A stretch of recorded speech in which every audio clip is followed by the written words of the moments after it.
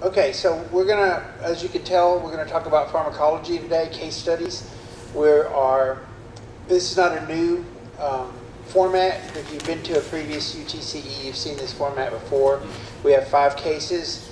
The information is going to unfold sort of as it would on a real call, so you'll get the dispatch information, on scene, primary survey vitals, sample history, and secondary survey, and then we'll start to make some decisions. So the protocols that I was given are the 2019 Allen protocols, so we should have up-to-date information on there. We're going to talk a little bit about what you do. Obviously, you know your protocols better than I do, so a lot of times I'm going to ask you questions that I don't know the answer to, or I think I might have an answer, but you may have a different interpretation. So I'll ask you about those things.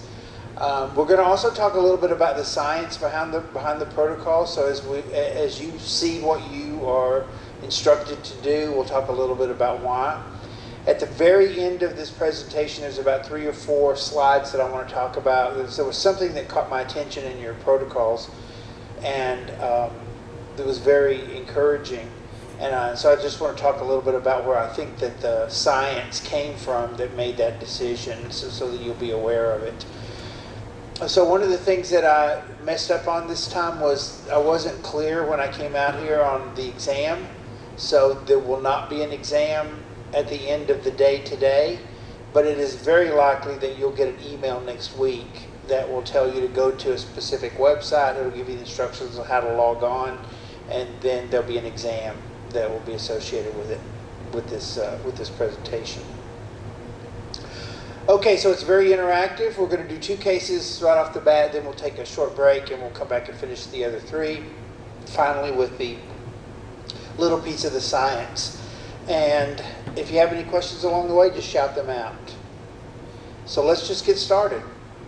Case number 1. You are dispatched to a reported shortness of breath. While you're responding, you're told that it is a 10-year-old female. That's the information that you have. So when you're responding to a 10-year-old shortness of breath, what is it that you think about? Asthma or stress. Yeah. So far, every shift has come up with those 2 right off the bat as the first and the second choices. I mean, it just makes more sense that you start looking for young reasons for respiratory distress, not COPD, emphysema, those kinds of things. And then you also tend to focus on the more common things. I mean, it is possible that you're looking at something like cystic fibrosis, but we don't, that would be a rare case. There's a potential that this is a special needs kid that has some kind of respiratory pathology, but at this point we don't have that much information about it, and the more likely thing is going to be like you talked about, those kinds of things. So it's been my understanding as well from the other classes that a typical response in Allen would be an ambulance and some fire apparatus to this call. Your ambulance would have 2 paramedics, your fire apparatus would have 3 to 5 people, and then most of those would be paramedics. There might be an occasional EMT that would be there. Okay, so I want you to sort of think in your own mind then about whether you're going to have 7 people here or 9 people here as you go in to evaluate the situation. But you all get there, and one of the first things that you notice when you're led into the house is that English is not the primary language here. So Spanish is the primary language, but there's enough English that they can communicate with you, and you have enough Spanish that you can communicate back. So communication's a little slow, but you're able to get an idea of what's going on. The little girl sitting at the kitchen table, she does appear to be distressed. So just looking at her, you can tell that there's something wrong. There's an increased work of breathing, and as you approach her, all 8 or 10 of you, however many there are, you can hear the wheezing even without a stethoscope. So it's not an upper airway sound, but as she's taking in the breath, you can hear faint sounds that seem to be coming from the lower part of the thorax. Okay, so what do you want to know about her? Does she have a history of asthma? Okay, so that makes sense. If we think that this potentially could be asthma based on just a 10-year-old shortness of breath, we want to know that she has a history of it. And we're certainly going to get all that information. You've got 8 people that are working around the patient. One of them comes up with the information from the primary survey. So let's look at that first. So there are no objects in this little girl's mouth, no vomit, no significant salivation. So we're making some assumptions here that the airway, at least the upper part of the airway, is intact. She doesn't have anything that's causing an obstruction here. She's tachypnic with an increased work of breathing. Her skin is cool. The radial pulse is weak and thready. She appears frightened, although she does make eye contact with you and she is following commands. And when you open the child's shirt to be able to listen to breath sounds, this is what you see. So, how would you document this? What would you write in your chart? Hives. Yeah, so you found some hives. And that's perfectly fine. There's actually a medical term for this. Does anybody remember what that is? Purpur is the itching. It's urticaria. Yeah, so urticaria. And then you have either, pruritus is purpurea is like part of an infection. And it's more like petechia. Petechia are smaller. Purpurea is like bigger purplish spots. But you have urticaria, and then it either itches, so it'll have pruritus, or it's without pruritus, they're not itching. And it's generally considered that those that have itching, it's a more severe type of problem because the chemicals that are causing the hives in the first place, there's a greater concentration of them, and they're aggravating the nerve endings, and that's what the scratching is about. So it's important to document both of them. You can say hives with itching, you can say hives without itching. That's perfectly fine for you to use common everyday language. Especially when you get into medical terms and you're writing them in your chart. If you don't have a way to spell check and you use medical terms and you spell them incorrectly or you use them in the wrong context, overwhelmingly when you do that, it doesn't come back to bite you in the rear end. But occasionally it will if you get sued for whatever reason. And one of the things that they're trying to do is to make some kind of malpractice claim against you. If you have a chart that's filled with spelling errors or words that are used incorrectly, you're not going to come off very competent in that in the trial. If you get in front of a jury, they're going to pick out every word that you misspelled. They're going to ask you, do you know what the meaning of this is? They're going to read you back textbook definitions of what things are. And so they're going to try to make you look like an idiot. And if you misspell your words, then you're just helping them along here. So saying this patient has hives with itching is perfectly fine. But even then, spell hives correctly and itching correctly. Okay. So about the time that you see, so now, is anybody ready to commit to a diagnosis? Are we still considering asthma as a possibility here? Probably leaning away from asthma. And what are you leaning towards now? Allergic reaction. So one of the things when you have a sense that what you're dealing with is allergic reaction is that we have to very quickly get to a decision on whether you're dealing with just your run-of-the-mill allergic reactions or whether you're dealing with anaphylaxis. So I noticed that your protocol is very similar to a lot of EMS protocols in that there's allergic reactions that are divided into 3 groups. You have the mild, the moderate, and the true anaphylaxis that's described in your protocol as severe. So essentially we need to make the decision on whether it is allergic reaction or anaphylaxis. Now, do you have a sense already of which one it is? Could you classify this already? Or do you need more information? A little bit more. Okay, what is it specifically you need to differentiate between these two? Supposedly hypotension or nausea or something like that. Okay, so we need a little bit more symptoms, or we need some vital signs. So here's your vital signs. This is your full set. And then again, as you evaluate them, put them in the context of a 10-year-old girl. So tell me if you see anything there that's concerning to you.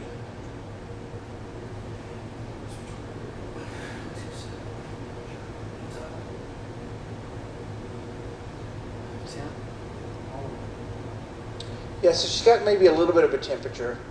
not too much, but a little. Her end tidal is outside the normal range, right? So 35 to 45 is normal, and she's outside the normal range. Her oxygen saturation by your protocols is a little bit low, right? You use a 93% as the cutoff, and she's at 91, so that is a little bit abnormal by your standards. Now, I don't want to spend a lot of time on the SpO2, but I do want to mention just a couple of things. And one is that when SpO2s reach 89%, 89 and then any lower than that, there's universal agreement on what that number means. And at 89, that is essentially the threshold for respiratory distress. So if you see values 89 or lower, no question. There's universal agreement that your patient's in respiratory distress. At the 90 threshold, there's not universal agreement on what the numbers mean above that. So sometimes you'll see EMS protocols that'll draw the line at, in your case, 93%. Sometimes they'll draw the line at 96 or 95 or 94. And so it's just an individual preference. It's really pulling numbers out of thin air. They're arbitrarily chosen. The American Heart Association arbitrarily chose 94 as their threshold. And really, maybe arbitrary is not quite the word, but there isn't any evidence that 93 is better than 92 necessarily, or that is a magic number, or that 94 is a magic number either. So she's only hypoxemic by your standards. Other people would look at this and say she's not hypoxemic at all. Okay, so just keep that in mind.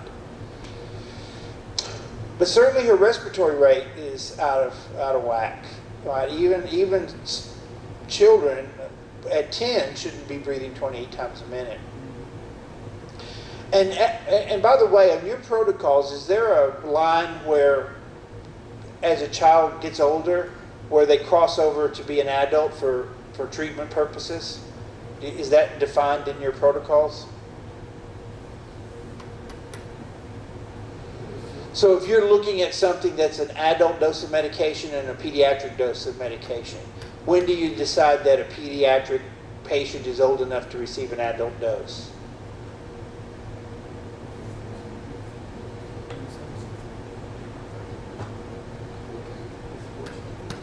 14?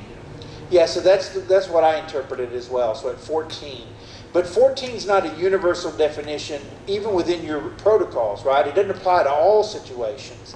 Not every 15-year-old could be treated like an adult. You wouldn't let a 15-year-old, for example, sign a refusal. Okay, so the legal things are still 18. They have to reach the age of majority. Okay. So anything else there? Of course, you can see the waveform. The waveform has the shark fin pattern, indicating that there's bronchoconstriction. Right? It doesn't tell us whether it's asthma or whether it's allergic reactions, but everything else seems to be pointing to allergic reaction and pointing away from asthma. All right, is anybody concerned about her heart rate and her blood pressure? Heart rate. Heart rate's a little high, you think, for a 10-year-old? Yeah, so a 10-year-old's not quite an adult, of course. She's not an adult in any sense of the word by your treatment definitions, but as far as vital signs are concerned, a 10-year-old is getting pretty close to what you would expect to see vital signs-wise as an adult. And so if an adult is 60 to 100, 10-year-old should be pretty close to that. If blood pressures are 120 over 80, then 10-year-old blood pressures should be pretty close to that. So her heart rate is a little bit elevated. Anytime, and especially in the adult, and I realize that this is just a kid, but later on, when we see the adults, tachycardia is always abnormal. That is an abnormal sign in an adult patient. Adults should never be above 100 unless there's an explanation for it. And so whenever you see tachycardia, you need to explain it. And usually the simplest explanation is the correct one. Not always, but most of the time. So for example, if I climbed a flight of stairs and you came and took my pulse, I'm going to be tachycardic. And there's an easy explanation for that. It's an old fat man climbing the stairs, and that explains why my heart rate's up. And if you give me some rest and come back and take it again, it'll be a little bit lower. So it's an explanation that makes sense and something that you can sort of verify. Now, is there a chance at the top of those stairs when you're taking my pulse and it's 110, 120, 130 that I'm having some other condition? Sure, there's a chance, but the most likely explanation is just an old fat guy. So in this case, if you were going to simply define or try to explain why she's tachycardic, what would you say? Why do you think she's tachycardic? Anxious. Yeah, she's anxious. She is anxious. Now, she's hypoxemic by your standards, but not by everybody's standards, and her end-tidal CO2 is a little bit high, so she's hypercapnic. And elevated CO2 is going to also increase respiratory rate, which it has, and then the heart rate may come up just a little bit because of that as well. So those are some simple explanations. But another explanation for tachycardia could be compensated shock, right? Anytime that somebody goes into shock and the cardiovascular system is still kind of functioning, the response to a gradually falling blood pressure is for the heart rate to come up to try to stabilize it. And that can last for a period of time, and then compensatory mechanisms are going to fail. So there's a chance that what we're looking at with the heart rate and the blood pressure is a compensatory shock. And now when we were needing some vital signs, is anybody ready to commit to say, I don't think this is your run-of-the-mill allergic reaction. I think we're dealing with anaphylaxis. Or do you still need more information? I could lean more towards it, yeah. Towards anaphylaxis? Okay. Do you have enough of a suspicion that you feel comfortable choosing a therapy? Well, we would already have Benadryl on board. Okay. Basically, it comes down to one thing. I mean, are you going to give epi or not? That's where we end up at. That's ultimately where this is going. Yeah. That's it. So you make the call, it's a kid. You know, we just make the call and say, okay, I'm going to take an animal line and we'll just go there. What is it going to be? Okay. And so what are your thoughts on the Benadryl then that's going on board? Me? Uh-huh. Fine with it. You're fine with it? We can chew gum and marg at the same time. Okay. It doesn't bother me at all. All right. Anybody have any heartburn with Benadryl? Okay. Let's. So I also understand from the other shifts that that a 10-year-old respiratory distress would also warrant you bringing in a monitor. Always. So always bringing in a monitor, and you would put the monitor on her there in her kitchen. Okay, when you do this is what you see. It's kind of hard to, it may be hard to see because it's so small, but it's a sinus tachycardia. There's no ischemia, no infarction, and we wouldn't expect a 10-year-old to have ischemia infarction. She could, but we wouldn't expect it. And then there you are, it's not there. So let's get a little bit of her sample history and see if we can, I think that you guys are already on the path that you believe that this is anaphylaxis and you're going to start down an anaphylaxis pathway as far as treatment is concerned. So let's look at her sample history. So there's shortness of breath, wheezing, she's got the urticaria, and she's hypoxemic by your standards. She has no known drug allergies, and the family says she's had the flu for a couple of days and they've been treating it with over-the-counter medications. She doesn't have any prescription meds. She has no significant medical history, light breakfast about 2 hours ago, and then after breakfast she started itching, and then about 30 minutes ago she started wheezing, and that's when they became concerned and called you.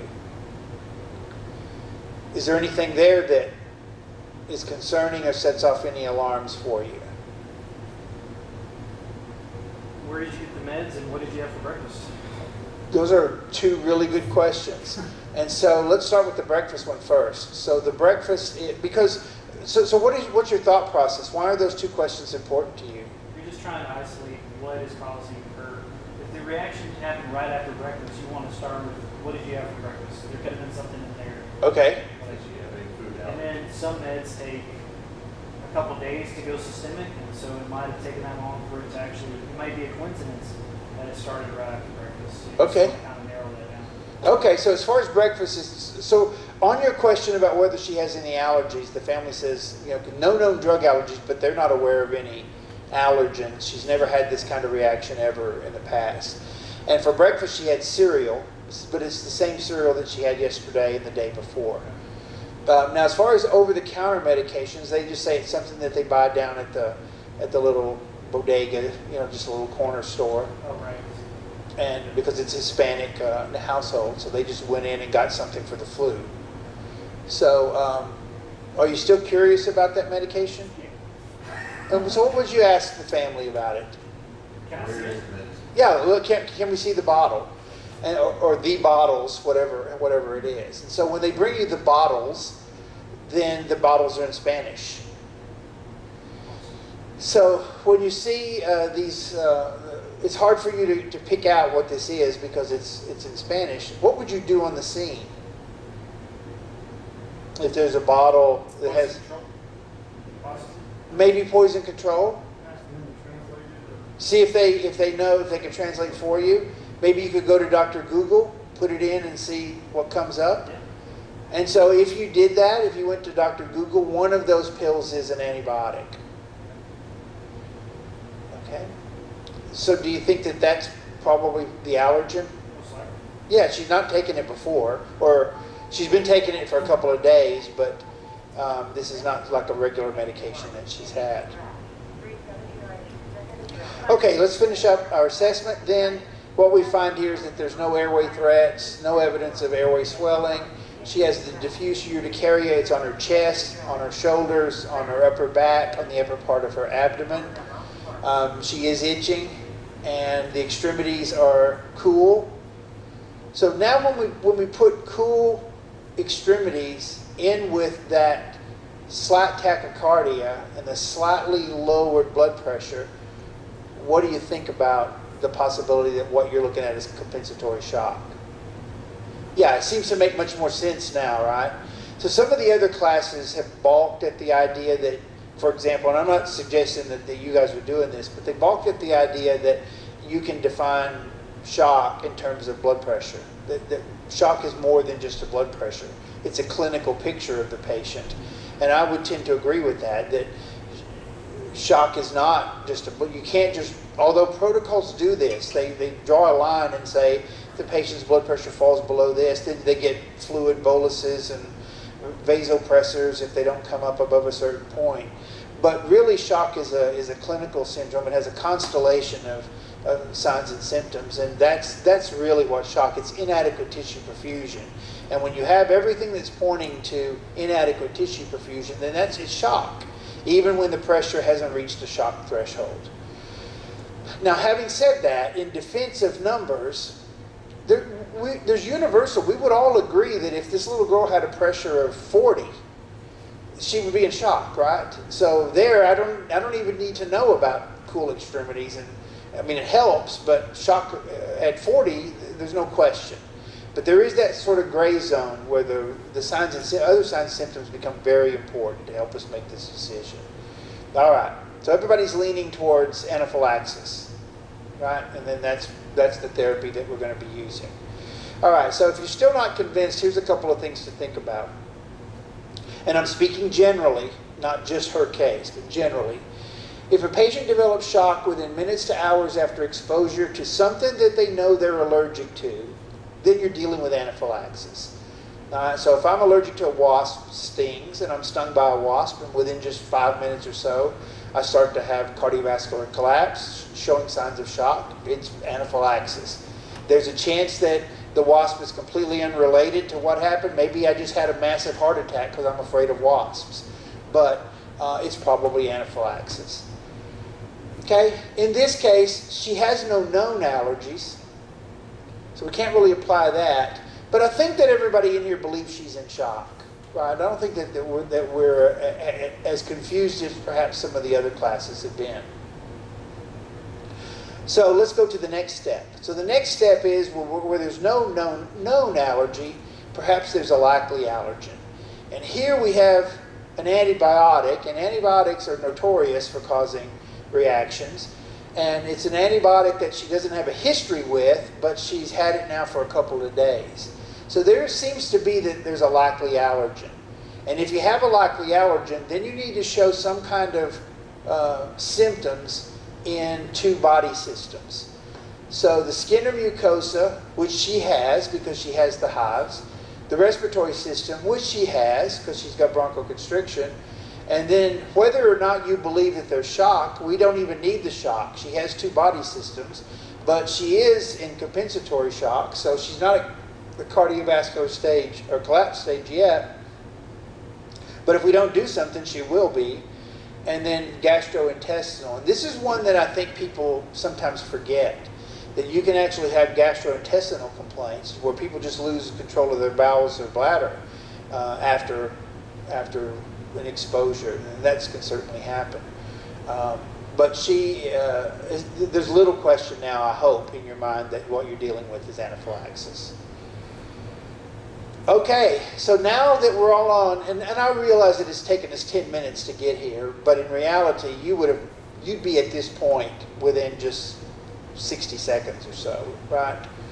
So what is the highest priority thing? And we're going to discount for just a moment that the Benadryl, we're going to start fresh as far as meds. She hasn't had anything. What is the highest priority thing you can do for her?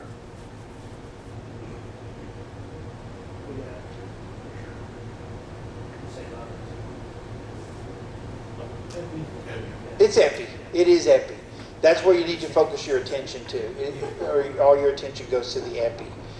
Now, once again, let's take a look at your protocol for just a second. I'm going to come out of this, and we'll go to. This is your allergic reaction protocol. So notice then that you have the mild reactions, the moderate reactions, and the anaphylaxis. So when you're using this protocol and you know that epi is your highest priority, how are you going to give that epi? How quick can you get Just IV say it. access? Okay. How quickly or by what route are you going to give the epi? If it's really If extreme, I can get an IV quick, I'll go ahead and get it that route. Okay. If I can't see that, go ahead. At this point, I'm not afraid of her dropping, so I'll go ahead and give it IV. Okay. But if I can get IV access fairly quickly while they're still drawing up, get it It's a IV. 10-year-old guy. I would expect so. It doesn't have to be an 18 gauge or something. You can just get something to get it. You give the epi. Yeah. Okay. How do you guys in the back row feel about that? What would you do? I would probably give it something just to see what was possible to do. Okay. It'll be quicker. Okay, so here's a couple of things to think about. So everybody's in agreement epi needs to go on board. And as quickly as we can get it on board, that's what we need to do. So there are multiple studies that have established a link between how quickly you get epinephrine on board and whether this is going to be a good outcome or not. So it sort of highlights what we've just talked about, that getting epinephrine into her system is the highest priority thing to do. So now it comes down to how are we going to give it? So when you look at this protocol, let's just discount for a moment this mild reaction and just remember that diphenhydramine, Benadryl, is up there, okay? Now let's look at moderate and anaphylaxis, or the severe type. So other people in the other classes, they have interpreted this protocol. They're focusing in on anaphylaxis. They agree. That's what this is. The way that they read this is that when patients have anaphylaxis, that you go to epinephrine IV push, 1 to 10,000. That's the way they interpret it. And so that's what they chose as their first therapy. Others point out that no, it means that you start a little higher, and then if the treatment fails, then you come to this point. You get to that point. So let me throw this at you. There are some things that you're going to do on an ambulance, taking care of patients, that is very dangerous. Extremely dangerous. And this is probably in the top 2 things that are dangerous. there are few things that are going to be more dangerous for you to do than this. If you calculate out, and everybody knows you're going to be using a PD dose, right? Because she's not 14, so you're going to do the PD dose. But look at that adult dose. That's a milligram of 1 to 10,000. That's the same dose that you use in cardiac arrest for exactly the same drug. When you calculate out this PD dose, it's exactly the same thing. It's a pediatric cardiac arrest dose of epinephrine. And epinephrine is a drug that you use to raise people from the dead. And now you're going to inject it into someone that has a pulse, that's conscious and has a pulse. And there are few things that you will do that is more dangerous than that. So one of our medical directors, who is the CE medical director here, he was here yesterday. And he made the statement that there are 3 patients that he knows for sure that he has harmed with his therapy. And all 3 of them were giving epinephrine to someone who had, he gave it IV to anaphylactic patients or patients that were in shock. And in all 3 of those cases, he did damage. He damaged the patients. Now, they survived. And I suppose you could make an argument that it's better to be alive and have a little bit of damage than to die from the anaphylaxis. But his point is, he could have managed that differently and maybe not then cause the damage. If you put everything into a category of it has to be this or it has to be that, you're absolutely right. It's better to survive even with some damage than to die of anaphylaxis, but it's not always 2 choices. Sometimes there's a 3rd, sometimes there's a 4th, sometimes there's a 5th choice. So when you get to the point where you're thinking about doing this, my interpretation of this protocol is that you start at the mild and moderate levels, and then if everything is failing, then you have to go to this. Now that's some clinical judgment for you. Most time, because of the nature of the atmosphere we're in, when we walk in and see the problem, the sub-Q epi is going to be on within a minute most of the time. It's going to be on fast. Yeah. And then someone's going to be looking for an IV, and the Benadryl is going to be on. And if we still have a problem, that will be pushed. But all that happens in that order most of the time. I don't disagree with you, and I think that that's absolutely the way to go. Now, there's a couple of gray areas in what you've said, and there's actually one thing that's incorrect, is that sub-Q epis are not a thing anymore. Yeah. So IM epis is what. So if you learn sub-Q, I learned sub-Q, there isn't anything that EMS does now that's sub-Q. The other thing, as a refresher, somebody who's this sick, this 10-year-old we're talking about, we give IM epi. How quickly do we expect to see a change in their condition? It's within 5 minutes. It is. I know that, but is it 3, 2? So I would say, One time it's been IV. I would say a couple of minutes, you should start to see improvement. Now, the hives are not going to completely go away. The respiratory stress is not where she just suddenly, now I can breathe. But she's going to say, I feel better. It's easier for me to breathe. So you're going to notice a gradual improvement. You also should start, if you still have her on the monitors, you should start to see that bronchoconstriction wave start to take a box shape. You should see maybe a point or 2 drop in, well, actually, the CO2 levels might pop up 1 or 2 points as that CO2 is being released, yeah. So in a couple of minutes, we ought to know whether we're coming towards the anaphylactic. You should have some idea, that's right. One time I've done it, it's been pretty drastic. These will change. Yeah, it's usually not very long. But one of the other things about this protocol that's, and I'm not being critical of this protocol, because I think everything here is an appropriate thing to do for this patient. But one of the things that I've noticed about this is, let's take it out of the context of this little girl. And let's place this 10-year-old girl on a playground at school. And on the playground at school, she has a known allergy. And the family sent an EpiPen up to the school. And she starts to have an anaphylactic reaction. And the nurse, they call 911, and the nurse gives an EpiPen. And now you arrive on the scene. She's had an EpiPen injection, but she presents exactly the same way as what we saw in this case. So all the vital signs, all of that stuff is still there. What this protocol, first, EpiPens are not mentioned, and I understand you don't carry them, so I get that. But now, what each of you has to decide is whether that EpiPen dose of Epi counts as that IM Epi, or now do you start and give her an IM Epi as you move through? The problem's not fixed. Was it given correctly? EpiPens I don't don't give an count. IM anyways, right? You don't generally count it? Personally, I don't. EpiPens don't go. I mean, No. also like our dosage is every 5 They're not minutes. really- So if we get there and again it's been 3 or 4, and she I'm gonna hasn't assume improved, that it's then we just before. basically start. We got IM. Yeah. Yeah, I think we we start got over. Yeah, so we'll start with our, I don't count what they do because I don't know if it was in date, if they did it properly. Right. So, And I think you're absolutely right. That's, I am. I think that's exactly the way that you should approach it. One of the other things to consider about that, if she had an EpiPen Junior, she would have received a 0.15 milligram dose of Epi. And my guess is I think she was 10 years old.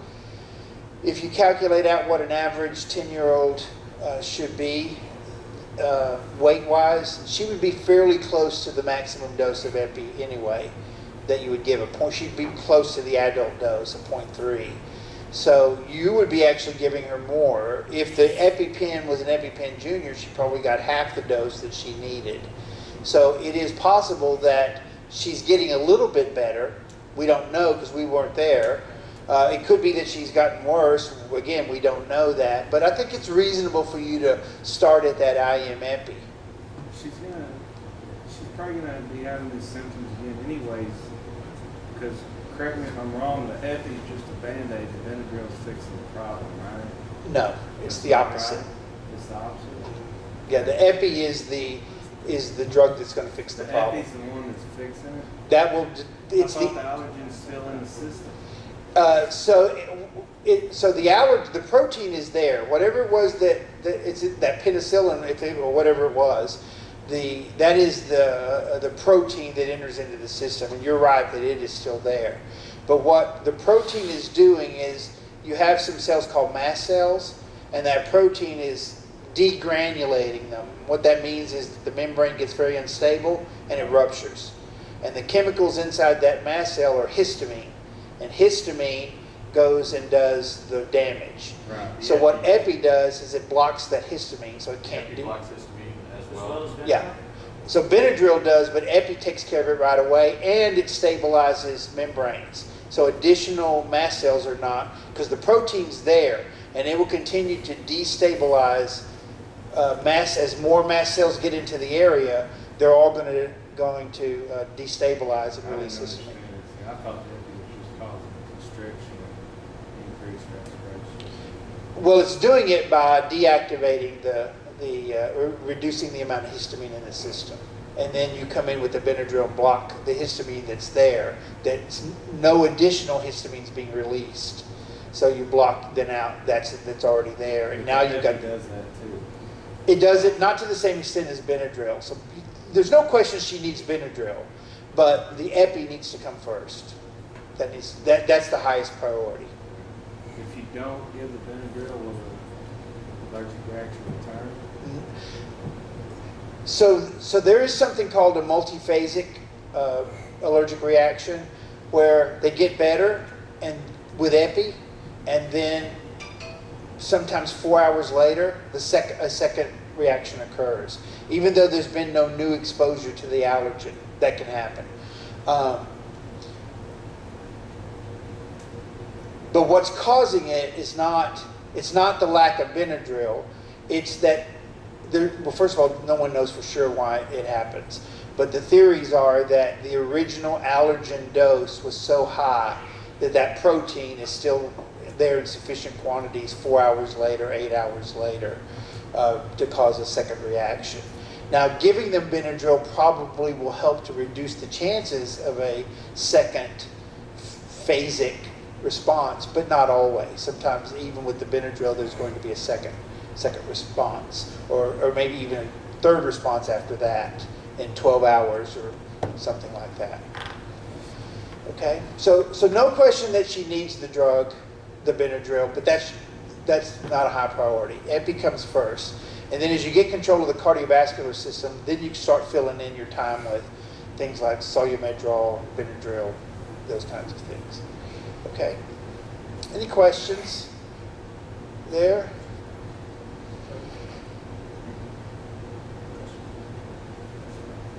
Must have been my computer.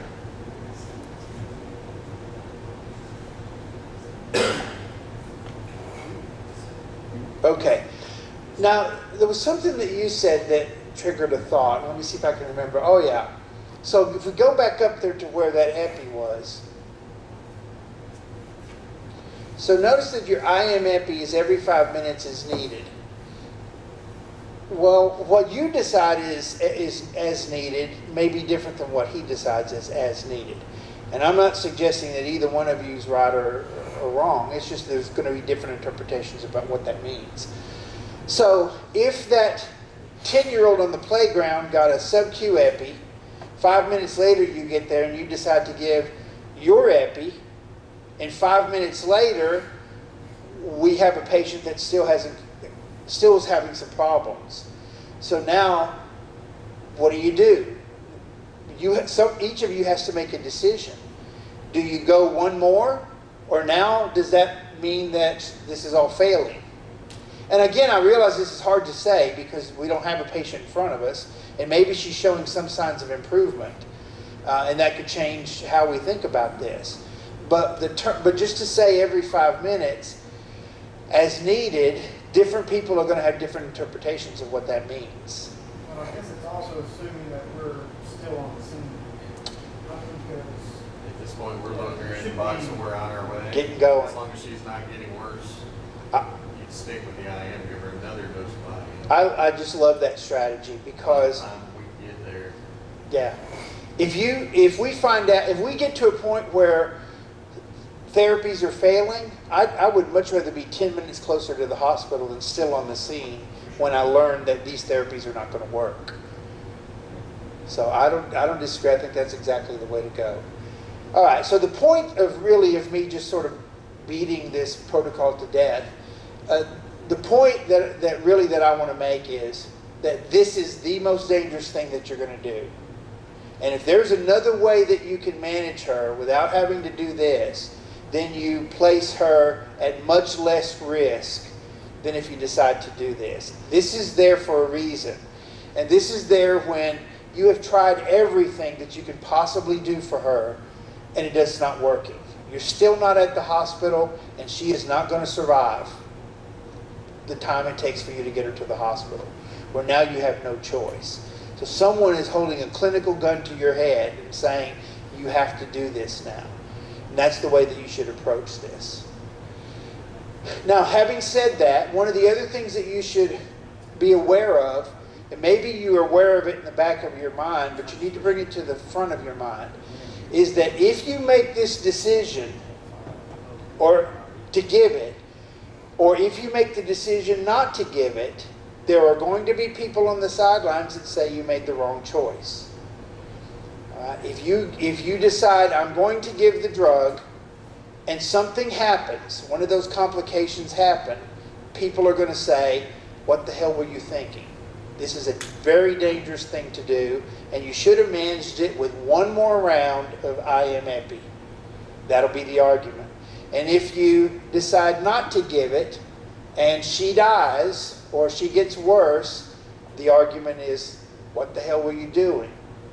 You have a therapy to reverse this. So regardless of the decision you make, someone is going to be there to say it was the wrong one. If there's a bad outcome, if something happens, somebody's going to be there to say that. All right, and when those lawsuits are filed against the malpractice suits for whichever decision that you make, and this is just an unfortunate reality of being in medicine and being a paramedic specifically, is that you have to make the decision. You have to make the decision now, and then somebody's going to say that you made the wrong one. And when they sue you for malpractice, they are going to name you specifically in the lawsuit. You will be a defendant. The city of Allen will be a defendant. The Allen Fire Department will be a defendant. Your training officer will be a defendant. The supervisor on the scene, whoever the ranking officer was on the scene. And then, of course, you and your partner specifically will be mentioned. And in order to win against the city, against the fire department, the plaintiffs are going to have to prove that either they trained you incorrectly, your supervisor didn't supervise you properly, or you're an idiot. It has to be one of those three things. And so they're going to subpoena training records to find out how you were taught. And if you were taught to manage this patient a certain way, they're going to say, okay, they were trained properly. So now it's either the supervisor or the individual medic. So they may actually drop training completely out of the trial. They may just say, that's it, we're dropping the charges, we're dropping the complaint. And so now we'll focus on the supervisor. How well do you supervise your people? And if the supervisor supervised properly, then now it's you. You're an idiot. And I don't have to prove that you hurt this little girl. I have to prove that you're an idiot and that you are sloppy or that your care was sloppy. I don't have to prove it. I just have to suggest it and then get half of that jury to believe it. And if I can get half of them to believe it, I'm going to win. Plus, I have a little girl that I can hold up and say, look at what they did to her. They screwed her over. And there's an emotional thing that goes along with that. So anytime that there are children on the other side, even when you do everything wrong, they have an emotional advantage in a lawsuit over you because they have dead children or injured children. So just keep that in mind. Ultimately, the only thing that could possibly save you would be what you have in your documentation, and then just being a good, conscientious employee, those kinds of things. Now, when they start subpoenaing records, not only are they going to get your training records, but your disciplinary records come into play. They're going to subpoena your credit history. They're going to subpoena your driving history, your educational history, where'd you go to school. We want to see your test scores. We want to see every test that you've ever taken. I want to see every class that you've ever taken on anaphylaxis and how well you did on those tests. All of that will come into play. And if we can find any way to make a jury think that you're sloppy, misspelled words, etc., then we have a chance that we're going to win this if I'm on the plaintiff's side. So I'm not really trying to scare you, but I am to some degree. That's what medical malpractice lawsuits look like. They can't win against the city unless they win against you. Now, let me take this one step further. The city's going to provide you with a lawyer. There's going to be a lawyer that will defend all of you. But the lawyer will make it clear to you that if the training records show that you're trained properly, and your supervisor supervises you properly, and the medical director has reasonable protocols, and you've stepped outside these protocols and done something you weren't supposed to do by the protocols or by your supervisor or by your training, you're on your own. You're going to need your own lawyer to protect your interest because they're going to protect the institution. So just keep that in mind as well. All right? Your safest approach is to do what the protocol says. And if you think there's something wrong here, then get on the phone and call somebody and say, this is asking me to do this. And I think that this is really dangerous here. Or what do you think about a third dose or even a fourth dose of IM epi? Maybe that's a better choice here. Because then now it shows that at least you thought about the potential for problems here and you've got some other advice to try to make the decision. Okay, does anybody have any questions? So you don't have to say so. I'm not even going to ask the question. I'll just say that I've been involved in a medical malpractice as a defendant, and I also have worked for lawyers who then sue. They're protecting paramedics who get sued. And so when I read those cases, usually what I'll say is, okay, you got a pretty good defense here. This chart is well written, it's well documented, and you're going to be able to defend your position.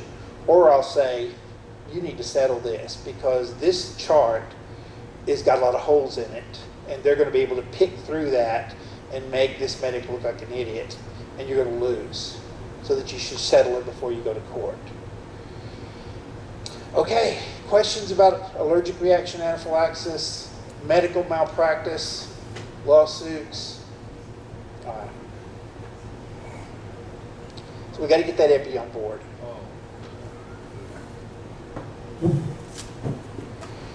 Okay, so in the meantime, as you're treating your patient, you're going to make her comfortable.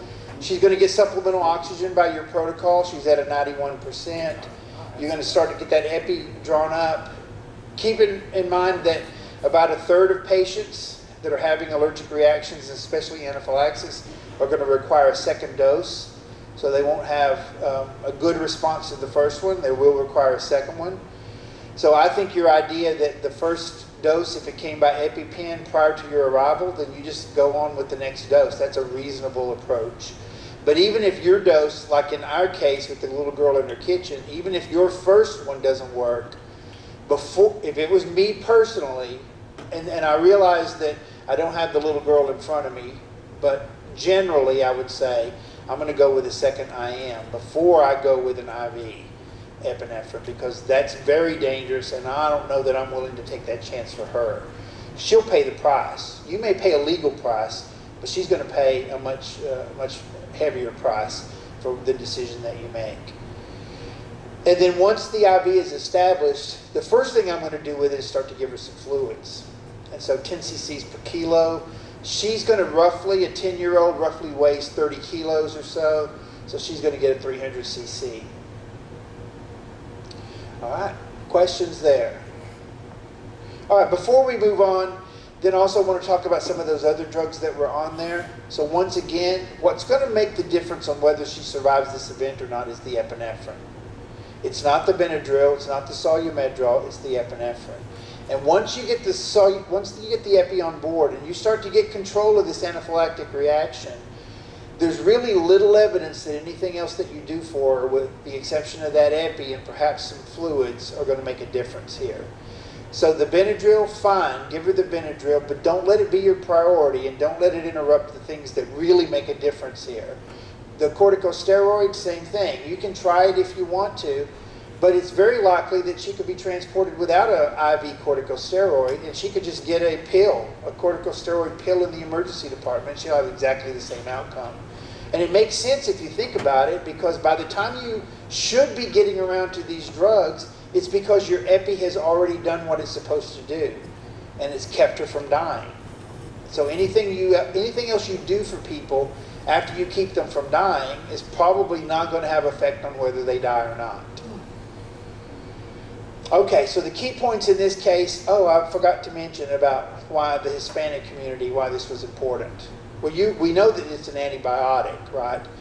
And it was bought in a small little store within the Hispanic community, and antibiotics are easily available. There was a study in New York that compared neighborhoods, Hispanic neighborhoods to Caucasian neighborhoods to neighborhoods that were predominantly African American.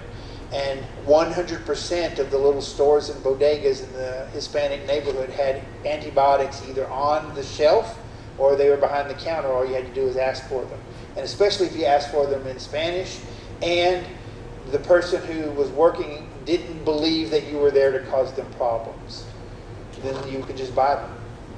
I did this class in another agency a little further down, and one of their officers had is Russian, and she said that in Dallas, if you go into a little corner store that's owned by Russians, and you ask for an antibiotic, and they believe that you're not there to cause problems, they'll give you an antibiotic. You can get them right over the counter. So they're easily available, and it's always a good idea, as you said, let me see those bottles. Even though it's over the counter, where we tend to think that they're safe, then let's take a look at them. And then when you don't know what they are, look them up. Go to Dr. Google, and Dr. Google will tell you. So IM epinephrine is the drug. All right, I want to quickly go into case 2 because there's some similarities here. And in case 2, so you clean up your ambulance, you drop her off at the hospital, everything is great. You did exactly what you were supposed to do, you saved her life. So, but even before you clear the hospital, you get your next call. It's also a shortness of breath. But this time it's a 65-year-old, not a 10-year-old. So now we start thinking, I mean, it could still be asthma, right? It still could be allergic reaction. But it could also be emphysema, bronchitis, all the things that we think about with older people. So you have that same response. So now all 8 of you are arriving at the scene. You have your equipment. You're heading into the house. They lead you into where the living room is. And as soon as you come around the corner into the living room, you see the patient sitting on the couch. And this is what you see. Okay. So initially it sort of shocks you to take a look at her. She's sort of mumbling at you, trying to speak, but you can't understand a word that she's saying. But one of the things that you do recognize is that she's having trouble breathing. Right? So you can tell just looking at her and her effect that she is having some trouble. So the family, and so your team surrounds her, starts working on vital signs and getting all of that information. And the family starts to tell you the story. And the story is that 2 days ago, she started to have swelling around her lips. And that progressed to facial swelling.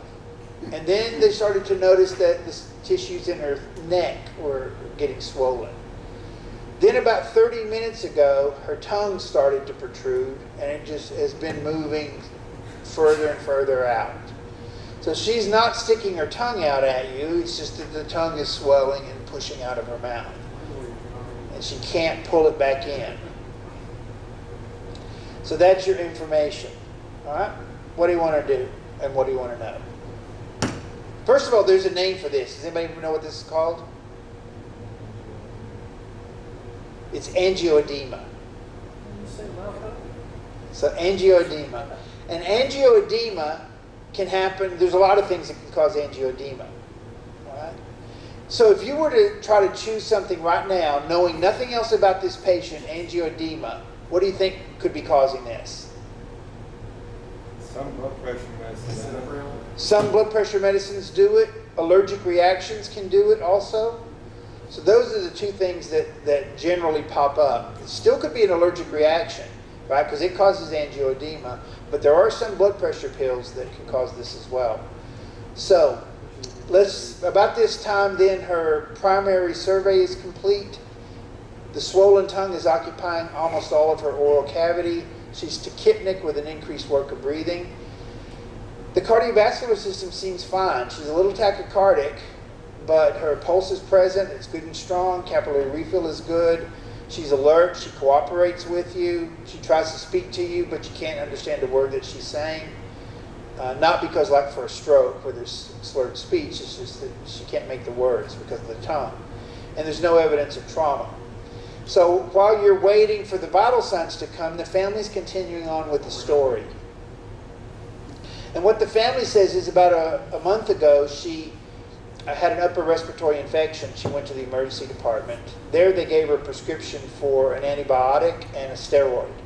So she went and had those filled, went home, took them, and about 5 hours later she started to have swelling in her throat and difficulty breathing.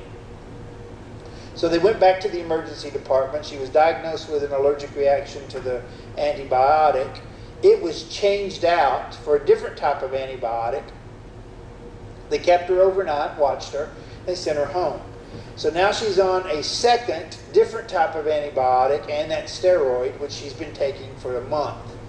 2 days ago, she finished that, and that's when her lips started to tingle, and then it got worse, facial swelling, the angioedema came, and now the tongue is stuck out of her mouth. Okay? So, your vital signs are ready now. Here's the vital signs. So tell me if or there's anything or what you're concerned about.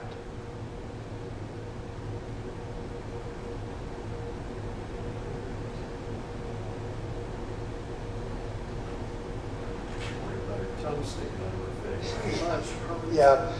But the vital signs are not, you're not too concerned about anything here on the vital signs? Of course she's tachycardic. We have to explain the tachycardia. It's easy to explain. She's anxious. Her tongue is sticking out. She's afraid. She's a little bit tachypnic, but again, the anxiety sort of explains that. Her blood pressure is 134/82. I'd like to see it maybe a little bit lower than that, but maybe she has a history of hypertension. We haven't gotten to that point yet.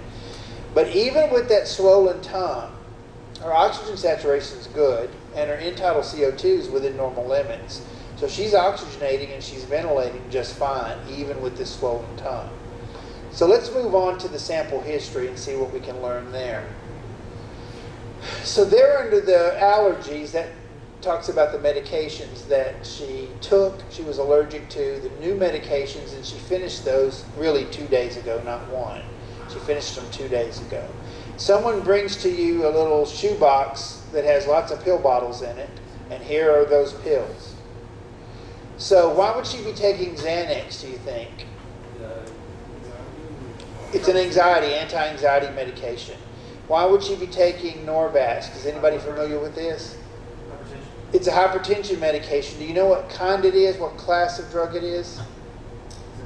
Well, the ACE inhibitor makes your tongue swell, isn't it? It's an ACE inhibitor that causes the tongue to swell. Norvasc is not an ACE inhibitor, though. It's a calcium channel blocker. Aspirin, why do you think she takes that every day? Yeah, somebody told her it might help her prevent a heart attack. Zyban, are you familiar with Zyban? It's an antidepressant. She's 65. That's what doctors do, is give antidepressants to old people. Calcium with a vitamin D supplement. She's postmenopausal, so that makes sense there as well. Glipizide is for diabetes, type 2 diabetes, non-insulin dependent, of course. Hydrochlorothiazide, it's a blood pressure medicine. Specifically, it's a mild diuretic. Lisinopril, it's a hypertension medication. Do you know what kind? That's an ACE inhibitor, so the pril, it is a pril. So if ACE inhibitors cause this, she does appear to be on an ACE inhibitor. She's been on it for 11 years, though. She's been taking this for 11 years. How about Roboxin? Anybody familiar with that drug? It's for like aches and pains. So as people get older, it helps them with their aches and pains. Metoprolol, beta blocker. So she's got 4 different medications now for blood pressure. Simvastatin is a cholesterol medicine. And then just ibuprofen and albuterol. So everything that we found in the medications is supports her medical history, with the exception of obstructive sleep apnea. There's not a pill for that, but maybe she has a CPAP or something that we haven't asked about. She took all of her medications as prescribed in the morning. No recent medication changes except for these that we talked about already. No insect bites or stings that she's aware of, and no dietary changes. And if we finish out our assessment, we can't find anything. There's no hives here, there's no rash, there's no wheezing. The only thing physically that we can find is that big giant tongue. But everything else looks pretty good. Okay, so angioedema, the term angioedema doesn't appear in your protocol. So you can't turn to an angioedema page and say, here's what I need to do. Each of you is going to have to decide on your own how you would manage this patient. So what would you do for her? Put her on the stretcher? Would you give her oxygen? Yeah. Okay, she was at 96%. You still give her oxygen? I think that's a reasonable thing to do. Maybe just the psychological part, the psychological part of putting a nasal cannula in her nose, and she'll feel better. So because we want to reduce her anxiety. Bear in mind that 90% of all, as we talked about earlier, 90% of all allergic reactions have some cutaneous symptoms. She doesn't have that. 70% of anaphylactic reactions have respiratory complaints. She doesn't have that either. She's anxious, and she's got a swollen tongue, but she's not having any wheezing or anything like that. So the medics that actually took care of this patient believed they were dealing with allergic reaction. And looking at the tongue, it scared them to immediately think anaphylaxis, that his tongue is swelling, it's going to completely occlude her airway if we don't do something. So that was their approach. But as you pointed out, ACE inhibitors have angioedema as a side effect. And the side effect of angioedema can occur regardless of how long patients have been on these ACE inhibitors. So she's had it for 11 years and never had a problem. But then a few days ago, she started having a problem with it. And that's exactly what's causing this. Now, the chemicals that cause the allergic reaction that we saw in the first little girl, the mast cells that are releasing the histamine, the mast cells are not involved in this. This is a completely different mechanism. So the original medics who took care of her thought it was allergic reaction and managed it like an allergic reaction. And they gave the patient epi and Benadryl and Solumedrol. And what effect do you think those drugs had on her? Yeah, the tachycardia increased, blood pressure went up. Fortunately, she didn't suffer any major effects, but she didn't get any benefit. All she got was the negatives that were associated with those drugs. But it didn't change anything. And in fact, once they got her to the emergency department, what do you think the emergency department did for her? They gave her more epinephrine. They gave her more Benadryl. And then that didn't work either. So then finally somebody came in there and said, hey, this is not an allergic reaction. This is the ACE inhibitor that's causing this problem. So I want to show you this scan. This is not her, but I want to show you what you're up against here. So this is the lower lip of this patient. Up there is the upper lip, and you can see tongue in between. And notice that the tongue prohibits the insertion of anything into the mouth. You're not going to get a laryngoscope blade in there. You're not going to get an oral airway in there. You're not going to get a supraglottic in there if there's complete airway obstruction. You're not going through the mouth. You're not even going to get air in with a BVM through the mouth. You have two choices now. You have nasal tracheal, and to do that you're going to have to make an S turn because the tongue is swollen. There's tongue even back in the throat. It's not just in your oral cavity, but there's tongue back there. And there's so much swelling down here that you can't even see the epiglottis. So that vallecula is all filled in with swollen tongue. And we're seeing airway swelling even in the tissues of the throat. So there's a lot of swelling here. If you've got to go nasotracheal, that's going to be very difficult nasotracheal intubation. So your only other option is a surgical airway. And earlier I mentioned that there's fewer things that are more dangerous than IV epinephrine for anaphylaxis in a conscious patient. This is one of them. Has anybody in here ever done a surgical airway? There's only been one other department. So a few of you have. Oh, that's good. For those of you that haven't, this would be your first surgical airway. And not only would it be your first one, but now you've got distorted anatomy because of the swelling. So this is likely the most dangerous one. This is going to be the most bizarre airway. It's going to be a very difficult airway. This is going to be bloody. It's going to be messy. And some of you, if each of you have to do this, you're not going to be successful. So there you go. And this is one of those patients that's just, if you got to put a scalpel to her throat, you might as well believe that you're going to court over this, because it's likely going to happen. She is likely, if this airway collapses or this airway is completely occluded and you have to get to that point, you're probably going to court because she's probably going to die. Okay. My lawyer's going to talk about her history over the past 2 weeks. You're going to try to do that, absolutely. So, like I mentioned, the original medics thought it was anaphylaxis, so they managed it like anaphylaxis, but none of that worked. So, for your therapy, you're talking about getting her on a stretcher and going. While you're doing that, what else would you do? The nasal cannula? Okay. Would you, so one of the other things to think about is she can't bring that tongue back into her mouth, so maybe you want to put a moist gauze on that tongue so it doesn't dry out, crack, and then now you have a complication of infection.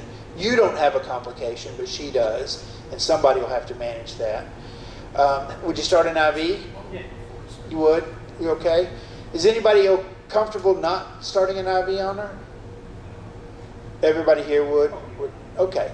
So as far as advanced care, you just want to make sure that she's being well monitored. You can start an IV, but she doesn't need any fluids, right? It would just be precautionary. If you're going to have a complication here, the complication is going to be related to that swollen airway, the tongue. She's not going to have a cardiovascular collapse unless she becomes hypoxemic. Okay, so ACE inhibitors are one of the most common causes of angioedema. It's frequently confused with anaphylaxis, not just by paramedics, but by emergency department staffs and even physicians initially, because it's rare and people don't see this very often. Has anybody here ever had an angioedema from an ACE inhibitor patient? So somebody in this morning's class had seen this before. You did? Was it as dramatic as she? The lip was really big, the pump was only pretty bad. Yeah. It was still happening. And the medics that you were riding with, did they? At the hospital, he walked into the hospital. Oh, it was a patient that walked in? And did they know right away what it was? Yeah, he said he was almost improved. Okay, so everybody picked on it on it quick. Okay, so bear in mind also that just because she's been on this for years, you can wake up one day after 11 years of therapy and then there you go, you start to have a problem. Okay, why don't we take a break and then we'll come back and finish up.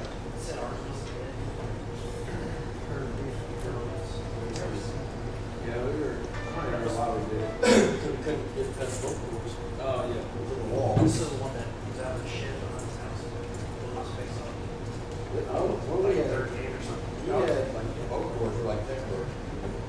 Fuck. What do I got to do? Someone else trying it?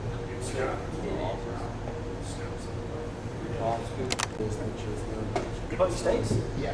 Okay, so you're now, we dropped off the angioedema at the hospital. Now you're ready for your third call. Here's your dispatch information, hopefully. All right, so you're dispatched to a 53-year-old male with abdominal pain. Patient has been vomiting, you're told, and you're also told that the patient has a history of diabetes. All right, so is there anything there that, so what do you think about here? What are you thinking about with this case? Anything here that's... All right. So before we move on, there actually is something here that should be in your mind. When you have a diabetic patient that is vomiting, even before you arrive on the scene of this call, this patient's going to the hospital.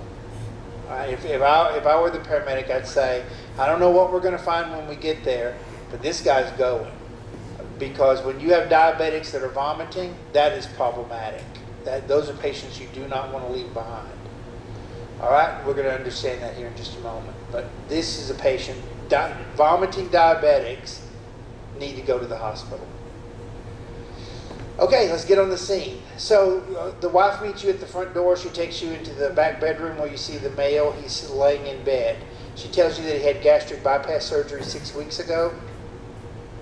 And he's been feeling poorly since the surgery, but about a week ago he started becoming nauseous. He had some vomiting and some generalized abdominal pain. So she said it just sort of hurts all over. All right.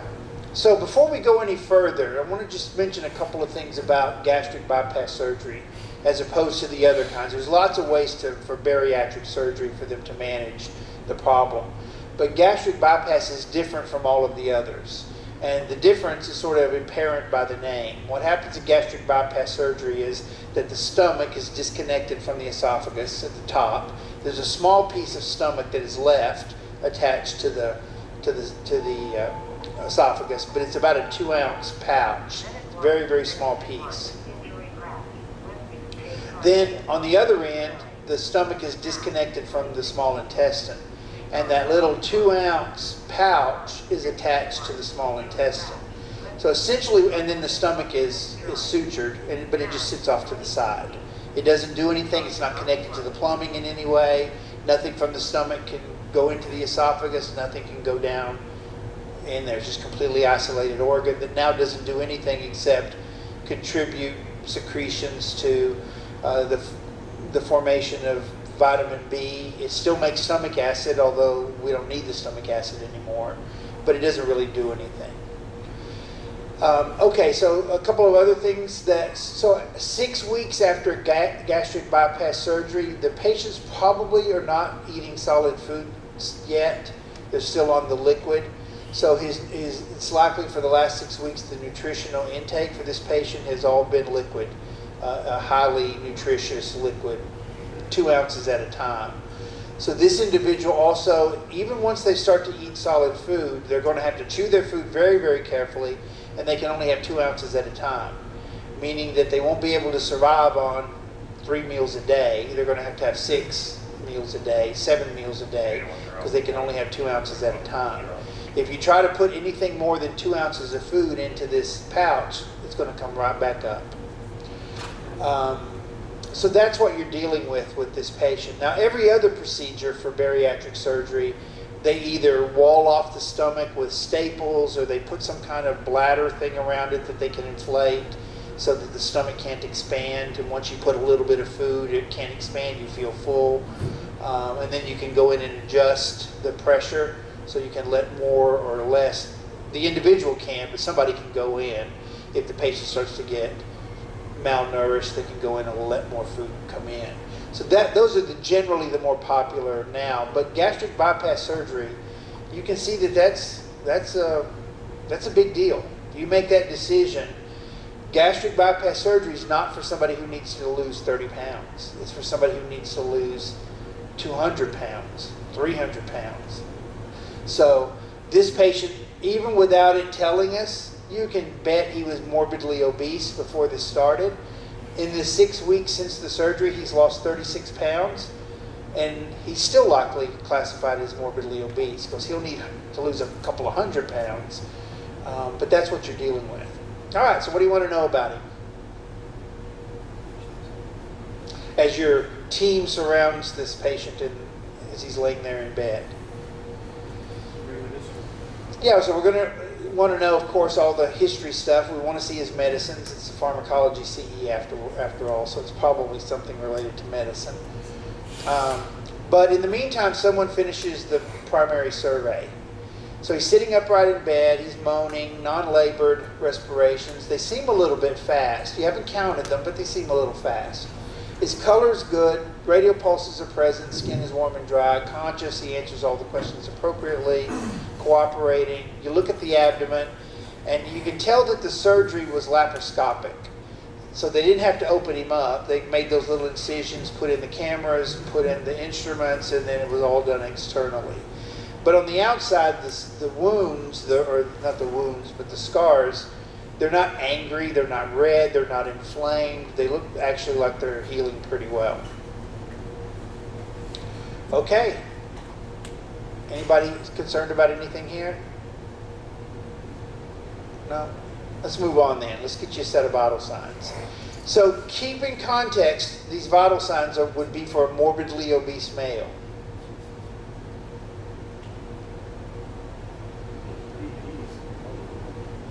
You think the BP's low?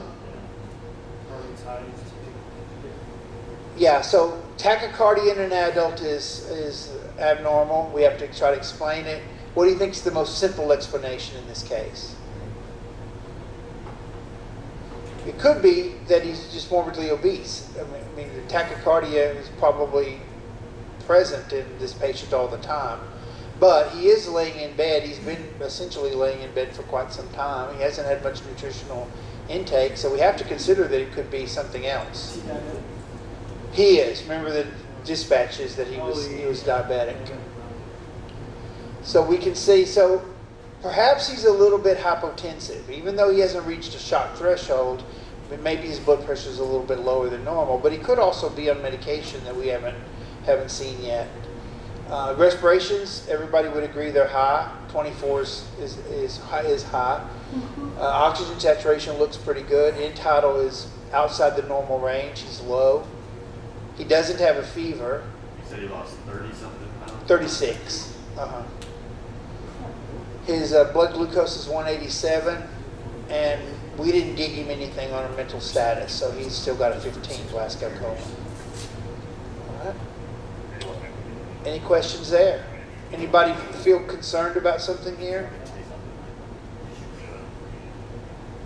No? Okay. We're good. We're All just right. assessing his weight and all that. Okay, so let's go on to his history then and see if there's something there that can tell us what's going on. So in addition to the nausea, vomiting, he's had decreased appetite, excuse me, some dizziness, increased urinary frequency, and diffuse abdominal pain. So if you ask him to point to it, he can't. He just says it's everywhere. Here's his medicine, metformin. Why would he take that? That's a diabetic medication, type 2 diabetes. Has anybody ever seen this medication before? No? So you'd have to go to Dr. Google on the scene to see what it is. When you do, what it tells you is that it is a medication that is prescribed to diabetics, often prescribed with metformin to help lower blood glucose levels. All right. This drug here, that's Prilosec for stomach acid. So a lot of times you'll see Prilosec for GERD, right? Gastroesophageal reflux. But he doesn't have that because it's not connected. But he's still making stomach acid that he doesn't need anymore. So we're going to keep the stomach acid levels down with the Prilosec. And then this medication here, Yeah, another one. it's April, so it's an ACE inhibitor for hypertension. Atorvastatin is a statin, and everybody's on a statin these days. And then this is an old school medicine here that you just don't see very much anymore. So young people might not know what it is, but this is an antidepressant. It's an old school antidepressant. It's a tricyclic antidepressant. Now back in the day, this was it. There wasn't any of these newer antidepressants, and everybody who was depressed got amitriptyline, Elavil. It's still used today, but not so much for depression. It's used for some migraine disorders and some headache disorders. But you don't see it very much. And the reason is because it's very dangerous. It's a very dangerous drug. It's easy to overdose on. The difference between a therapeutic dose and a toxic dose with amitriptyline is very, very small. You take an extra 1 or 2 of these pills and that's it. It's a fatal dose. So does it make sense to you that this patient would be depressed and would be on an antidepressant? Yeah. If you're morbidly obese to the point of completely disconnecting your stomach, I mean, there's some issues there. This is more than just a physical thing. There's some psychological things that go along with this. And so depression is probably the norm. So everything that we found in his medication is supported as far as his medical history is concerned. He had some soup about an hour ago, but it just came right back up. There was no blood in it. There was no dark materials. It was just soup. And he's grown increasingly weak and fatigued since the surgery. Just gotten worse. And then the vomiting, all that started about a week ago. If you finish up your assessment, this is what you find. Pretty much unremarkable. Breast sounds are clear. The abdominal scars show the well healing. He still has that mildly tender abdomen. But everything else is pretty much unremarkable. All right, is anybody ready to commit to a diagnosis? With the thumb stomach, how does it do with digesting pills when you take them? Does it have a trouble with that? Or? So remember that the absorption of nutrients and the absorption of drugs, most of that occurs in the small intestine, right? So all you have to do with food, for example, is get pieces that are small enough that will go into the small intestine. And then there, additional acids early will help to break particles down so that you can absorb these things. So he's able to process meds just like any other person. Yes. Yeah. Now, as far as food is concerned, when he starts to eat food again, he's going to have to chew his food very, very well. You can't have like a big chunk of meat that you swallow unless it's 2 ounces or smaller. And then even then, the little tiny piece of stomach that he has is not going to be enough to slosh it around and break it up into pieces. So people that have this, their entire lifestyle is going to change. The way they eat, what they eat, it will all have to change. Eric brought up a good point. Have his meds been adjusted for his new weight. It's not, that they would, with the blood pressure medicine affecting that much more, for just 30, he's only lost 30 pounds. Yeah, when you start talking about a 400-pound individual that loses 30 pounds, now I'm 370. Too much. Yeah, probably not. Probably not. Now you lose 100, maybe. But for 36 pounds, if any of you lost 36 pounds, that'd be noticeable. Percentage. Yeah, percentage-wise. If you were on an antihypertensive and you lost 30 pounds, you probably wouldn't have to be on one anymore. If you're a type 2 diabetic and you lost 36 pounds, you probably wouldn't need metformin anymore. Maybe in the future you would, but you wouldn't need it right now. But likely 400 pounds with a 30-pound weight loss, he's still going to need all of these medicines at that dose. Okay, is anybody ready to commit to a diagnosis? No. Now, one of the other good things about being a paramedic is you don't always have to commit to a diagnosis. You just manage what it is that you see and get these patients to the hospital. So there's a couple of things here, actually, though. So how would you manage this patient? Give him some Zofran and IV. Zofran, start an IV, oxygen as needed, but he didn't. I think he was good. Fluids. Would he get any kind of fluid boluses? Yeah. Maybe a fluid bolus. And what does fluid bolus mean in Allen? It's 10 cc's per kilo. All right. So now, if you're having to calculate 400 pounds, you're talking about a couple of liters of fluid. You think you'd give this guy a couple liters of fluid? Yeah, 180 kilos. That's almost 2 liters. Yeah. Titrate to effect. Yeah. You don't need to, you don't need to give them all. Okay. We'll be at the hospital before he gets it. Okay. So there's actually a couple of things, though, that should have been some red flags for you to think about along the way. Because we're going to open you're going to open your protocol book, and I'm assuming, do you have a nausea vomiting protocol? Okay, so that's where you get Zofran and that kind of stuff. Okay. There's a couple of other protocols that you might want to think about using. And the first one is, the clue is that he's had a recent surgery and he's got abdominal pain. And the recent surgery was in the abdomen. So there's a possibility here that what you're looking at is sepsis.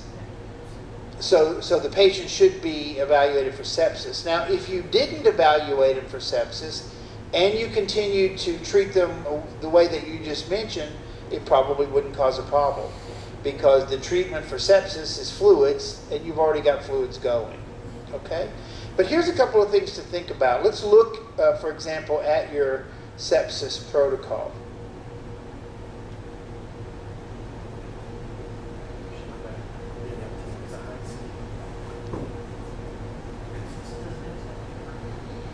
All right, so your sepsis protocol says that for patients with a suspected infection, so notice that it doesn't have to be a confirmed infection, you just have to have a suspicion that there might be one.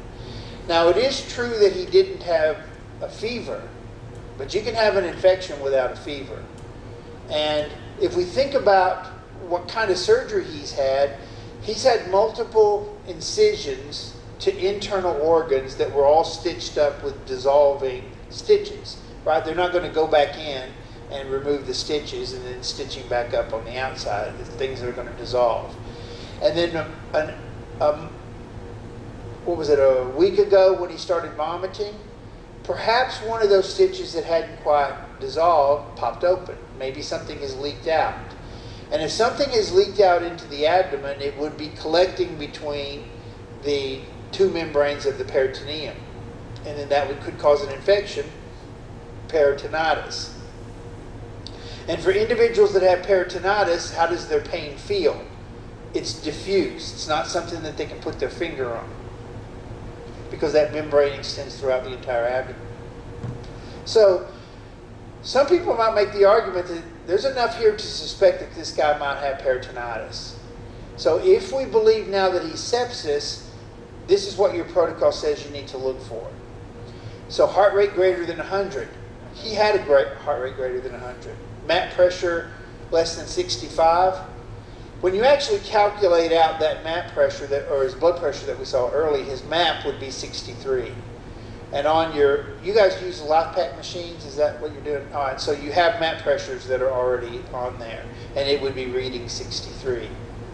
Altered mental status, he didn't have that, we gave him 15 points. Respiratory rate greater than 20, he had that. Fever or really low temperature, he didn't have that. And then you just have provider judgment. So there are some within your department that says, yep, he meets the criteria for sepsis. And that's the protocol that I would use to treat them. So notice that the protocol is that same 10 cc per kilo fluid boluses that you were already talking about, and then you could repeat that twice. So in this patient, if you had to use all of those, you're almost at 6 liters of fluid for this patient, if that's what you were going to do. So at the very, very bottom of this protocol, there's also something that I find very interesting, and it's this sepsis alert. So what do you do? What does that mean? Does sepsis alert here mean that you should be alert to sepsis, or you calling in the hospital and I say, I want to activate a sepsis alert, or like you would a STEMI alert or a stroke alert? I don't know what this means. We let them know we have suspected sepsis. Okay. And is that that if the patient has this, you call in a sepsis alert, or does this mean you need to be aware of, or alert to the fact that you're dealing with sepsis? Yes. Okay, I got you. Both of them. Oh, okay. So it's persistent end tidal less than 26, and he was at 31 if I remember right, so he wasn't there yet. But we know where he was at some point. At some point he was between 35 and 45, and now he's at 31. So that's the direction that he's gone for some period of time. And if whatever is causing that is still there, it's going to keep going in that direction. Okay?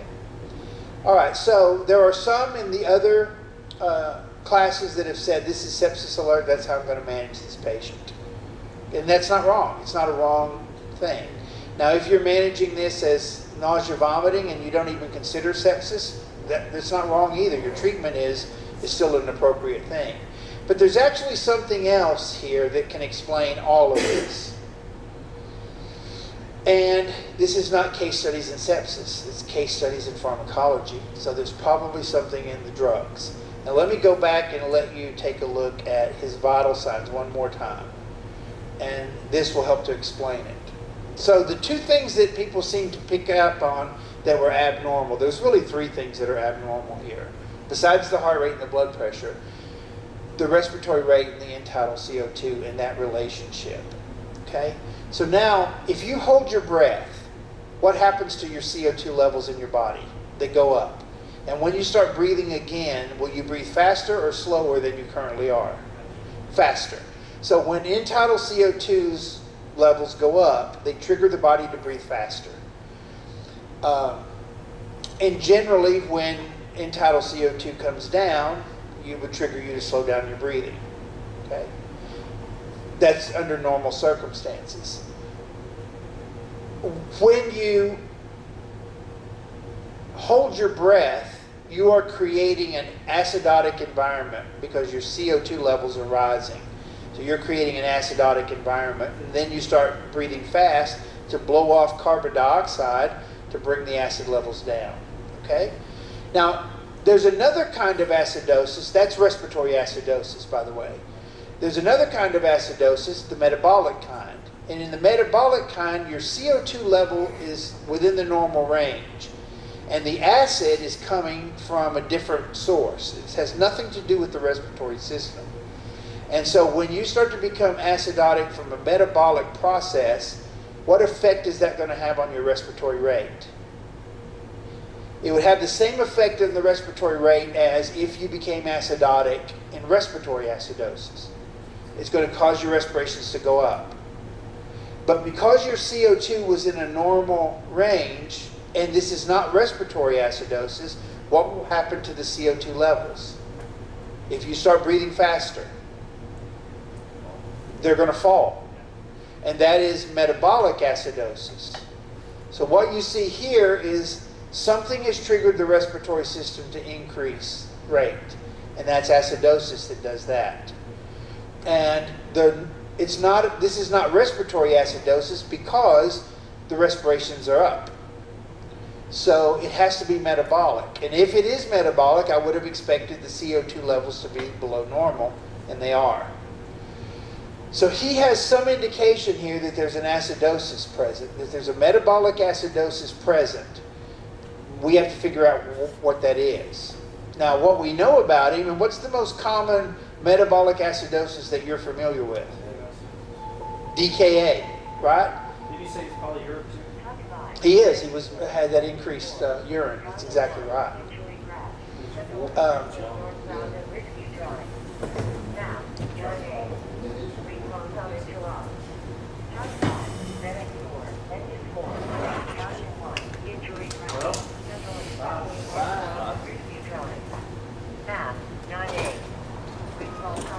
Okay.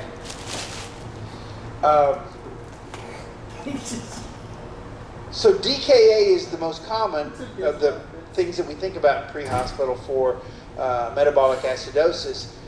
But the troubling thing about thinking DKA here is blood glucose. It's not sky high. It's not sky high. And what were you trained as? What was the number you looked for DKA in your training? 400? 300? 400? Yeah, the other shifts, I was able to get them down to 300. And everybody agreed, yeah, they got to be about 300 to be DKA. So that part's concerning, that it doesn't jive with DKA if that's what's really going on here. So, once again, it comes down to, let me move forward for just a second. We've already considered the fact that sepsis may be present. But now let's talk about DKA. So Dr. Salazar says blood glucose, he's our medical director for the CE program, and he says that blood glucose levels, generally speaking, should be above 200. Our patient is not. That in order to have a DKA diagnosis, you also would have to have the presence of ketones.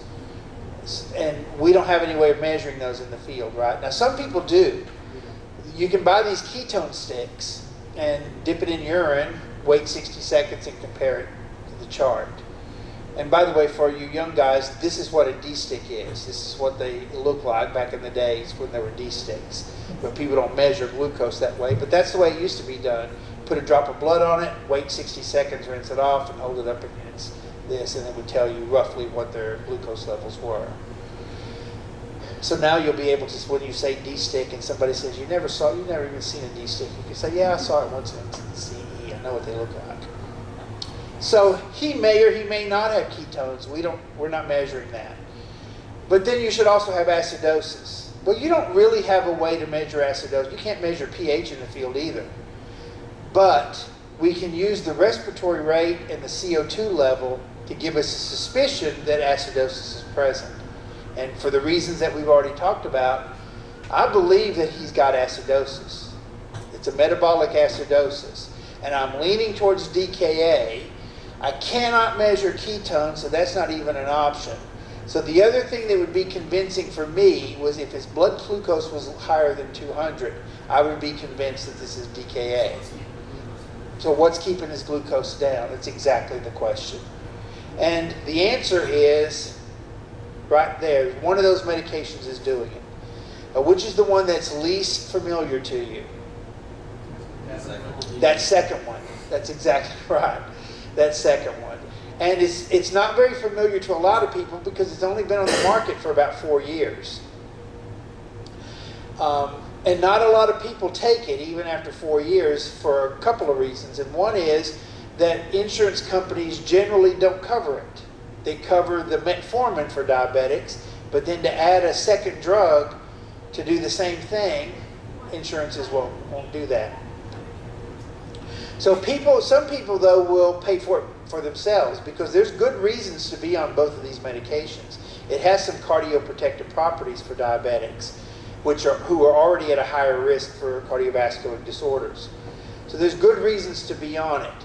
Now this is a group of drugs. This is just one of them, but it belongs to a class that has a very long name. It's called sodium glucose transport protein inhibitors. And often you'll hear them just referred to as SGLT2s, SGLT2. And these medications, what they do is they lower blood glucose level because they are the only drug that allows the glucose to go out through the urine. Under normal circumstances, we pull back glucose out of our urine. But when you're on these medications, you can't pull all that glucose back into your system.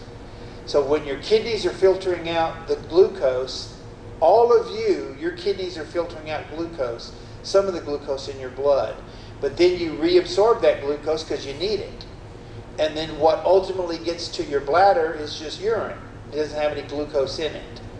But for these patients, they are filtering out some of the glucose, reabsorbing some of it, but not all of it. So now their urine will have glucose in it. So our patient who had a 187 glucose level, if he wasn't on this medication, could likely be up there at 300 or 400. But it's the medicine that prevents that from happening. And this is causing lots of paramedics and nurses and physicians to not recognize DKA because they look at the glucose level and go, this can't be DKA, it's too low. And in fact, this particular patient wasn't transported by ambulance. This is a patient that came into an emergency department and the emergency department didn't recognize it was DKA. And it wasn't until 2 days after admission, when the patient was in the ICU, and no one knew exactly what it was, that someone said, oh, it's that medication that's doing that. And then that was the problem. Will they get goosebump respiration with this? So ultimately, if they get to that point, they will. If it continues on. So they'll still get all of that because they're still acidotic. The only thing that's different about them is that their glucose levels won't get to that level. If they stop the medicine, it'll shoot right up. Okay, so a couple of things to keep in mind here is that the threshold for where DKA begins is now no longer clear. If you have a patient that's not on this medication, then you're right, it probably is high. And what Dr. Salazar says that if it's 250 or higher, and you have symptoms, then just assume DKA is there and start to manage it. And that medics often tell him that DKA has to be high because that's the way we train paramedics. But that's no longer true in the last 5 years. And that when you have hyperglycemia, like we did with our patient, 187, and you have a low end-tidal CO2, which we did have, then you should have a suspicion for acidosis, especially when you have compensatory tachypnea, and that's what we had as well. So we can reasonably say this guy was acidotic, and then the medicine explains why his glucose levels aren't elevated. That's all you need. It'd be great if we had ketones, but we don't measure those. Okay, now in your protocol, DKA doesn't appear. So you don't have a protocol for DKA. But you do have a protocol for hyperglycemia, just not the DKA part. And your protocol for hyperglycemia says fluid, 10 cc per kilo. So when you were managing this patient for nausea vomiting, you started down the exact right path, or at least leading to the same destination. There's 3 different paths here. All of them are the same therapy, so maybe they're all on the same path, but there's three different avenues. Okay, so here's the term now that you may occasionally see that up at the very top bullet point: euglycemic diabetic ketoacidosis. Euglycemia means normal glucose. So it's diabetic ketoacidosis with normal glucose. This is a drug that's becoming increasingly popular because of the benefits that are associated with it. There's every reason to believe that if you haven't seen one now, you will see one in the future. Okay, and right, because now you got glucose in your urine, so you run all those yeast infection issues and UTIs, all of those potential problems there.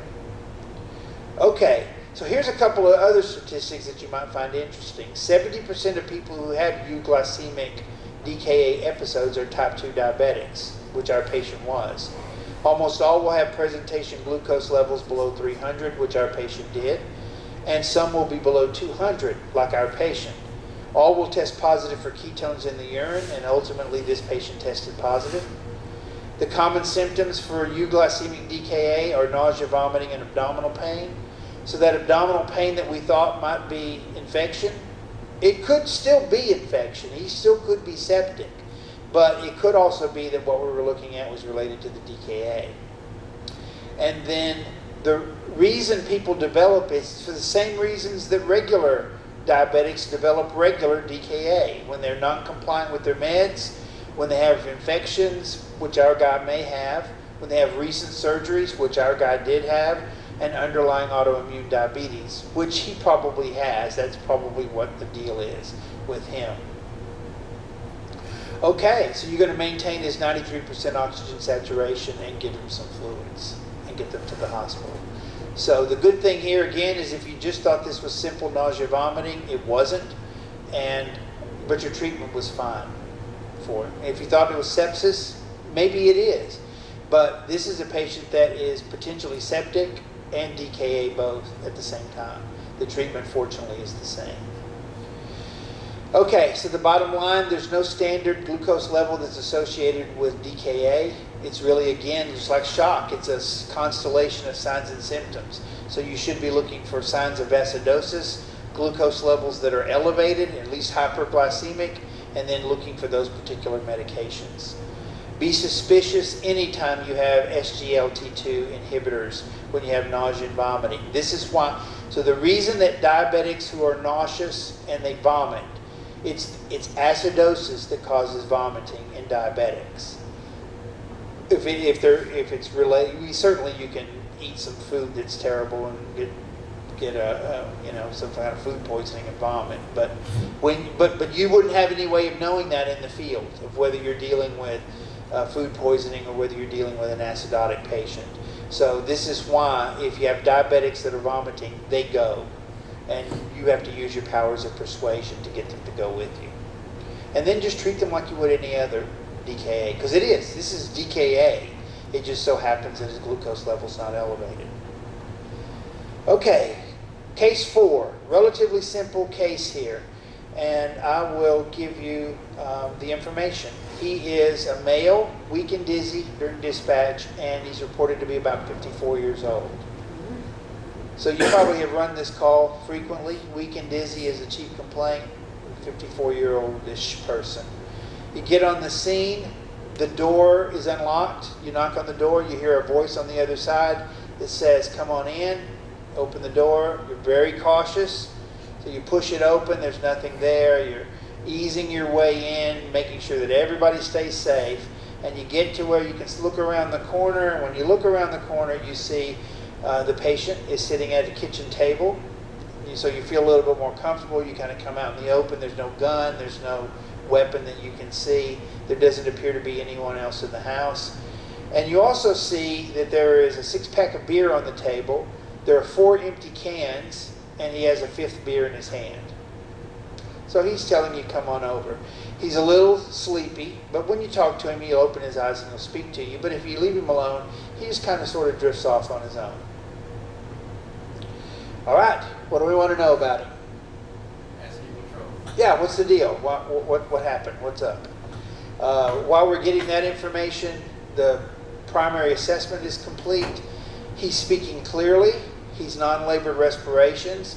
When you reach out to touch him, you notice it's a noticeably slow pulse. Wow, so that gets your attention because he's got a slow pulse. He's cyanotic and he's a little cool and clammy. He is alert, he's oriented, he's answering all your questions, obeying your commands, and there's no evidence of trauma. You don't see blood or anything like that. Okay, I'm sure that you would like a set of vital signs on this patient because his heart rate was so slow.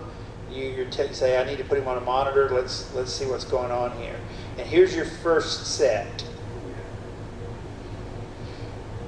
So this is one of those cases where even absent the cold and clammy skin, a blood pressure of 74, this patient's in the shock threshold, right? And you have a bradycardia that is symptomatic. He's got cold, clammy skin and a low blood pressure. You have a protocol for bradycardia that is symptomatic. So what does your protocol say to do here? Even when we haven't seen the EKG, what would you do for a symptomatic bradycardia? Atropine and pacing. So atropine and pacing would be probably your mainstay therapies. And if I'm going to give the atropine, I'm going to have to work on getting an IV. So some member of my team is doing that. Anything else here that's concerning to you? So you gigged him one point on a Glasgow coma because he didn't have his eyes open spontaneously. He only does it when you talk to him and wake him up. Glucose is elevated? Glucose is a little elevated, so yeah, he does have a little bit of hyperglycemia. But we don't really know his history yet either. End-tidal's elevated? And so, yeah, the end-tidal is a little bit elevated, but his respirations are slow. Yeah. So maybe there's something that is depressing his respiratory system and his heart rate, and that's responsible for this, so that he's got a respiratory acidosis. I'm sure that you guys want to put him on a monitor. Sure. And here it is. That's lead 2 on the top. Oh, that's It's a sinus brady with a PAC. one PAC. Yeah, so it's rate of about 50, but it's a sinus brady rate of about 50 with a PAC. Okay, so now let's get into that history that you started to get from the patient. He takes Cymbalta and Kalen SR. No allergies. The Cymbalta is for depression. He says he's depressed because he lost his job a few weeks ago. He's been trying to find a new job. Now it seems like he gets up in the morning, has breakfast, looks at the newspaper to see if there's any jobs. There's not. So he gets a 6-pack of beer and just sits there and drinks beer. That's become his life. And then when you ask him why does he take the Kalen, he says it's for fast heart rate. So you guys remember what verapamil, what kind of drug that is? Yes. Calcium channel blocker. That's exactly what it is. So he's on an antidepressant and a calcium channel blocker. So now what do you want to know? Where is this pill on? Okay, so good. Those are all good questions. So if you say, so somebody goes to get the pills, and in the meantime you say how many of these you take, and he says regular, the normal amount. Okay, but now the pill bottles become available. You start counting out the Cymbaltas, and they all count out. They are there. When you count out the verapamils, there's 45 of them missing. So, armed with that information, what do? We go. Put him in the back of the ambulance. Yeah. So clearly he's not telling you the truth, right? So when you confront him with that, because you want to know where those 45 are, ultimately he confesses that he tried to hurt himself. He took them about 3 hours ago, and then when the symptoms started, he panicked. That's why he called you. All right. In the meantime, we finish out our assessment, and everything seems to be normal, with the exception of the shock that we started to see. So the cool, clammy skin, but his breath sounds are good. Everything else is unremarkable. So I don't think we're facing a diagnostic dilemma here, right? This is a calcium channel blocker overdose. And then you have a protocol for calcium channel blockers in your overdose. It's a single line that tells you what you need to do. So what is that? What do you do for them? Yep, calcium chloride. 1 gram in 100 cc's administered over a 10-minute period. Yeah. And you have, my understanding is a 100 cc bag. So that would piggyback into your regular IV, is that right? And then you give that, and then you got fluids to run, because he's going to need fluids as well. He's in a shocky position. Okay. So I just want to very quickly mention that, and everybody knows what calcium channels are for, right? It's for calcium. Calcium crosses a membrane, gets inside a cell, and exerts some kind of effect. Well, there's 20 different kinds of calcium channels in the body. But the medications that work on those 20 different channels are 3 different groups. So you have something that's in one group that can work on multiple channels. And so the total of 20 are serviced by 3 different calcium channel blockers. If the blocker gets in there, then the calcium can't cross. And calcium is a drug that is involved in muscle contraction. So blood vessels, for example, have to remain contracted to have a pressure in them. And if they dilate out, the pressure goes down. So if you have a patient with high blood pressure and you can slightly dilate their vessels, then their blood pressure will come down. So one of the groups of medications does exactly that. It works primarily on smooth muscles. So it is very good for blood pressure control. And nifedipine is an example. Procardia is an example of a drug that is in that class. But that's not what he took. What he took was this one. This is a drug that works primarily in the heart, and it slows down heart rates. Verapamil. Verapamil is the most dangerous of the calcium channel blockers. So it has not so much effect on the vessels, but a lot of effect on, very strong effect on the heart. And then the third group is one that works a little bit on the muscles and a little bit on the heart, but not to the same extent as the other two. So this is the safest one, diltiazem. That's the one that you have in your ambulance. Okay? So you've got a calcium channel blocker overdose. He's on your stretcher. We're going to maintain oxygen saturation, perhaps start him out to the hospital. Maybe you get some things done first before you take off. And so advanced care, starting an IV. Everybody agrees he needs an IV, not a saline lock. You get that IV started. Oh, let me back up for just a moment. So we asked our toxicology department to review this case and for them to tell us what they think paramedics need to know about calcium channel blocker overdose. So before I reveal to you what the recommendation was, let me ask you this question, and I'm going to pick on you for just a moment if you don't mind. So you're going to now en route to the hospital. Yeah, I'm going to do it anyway, whether you mind or not.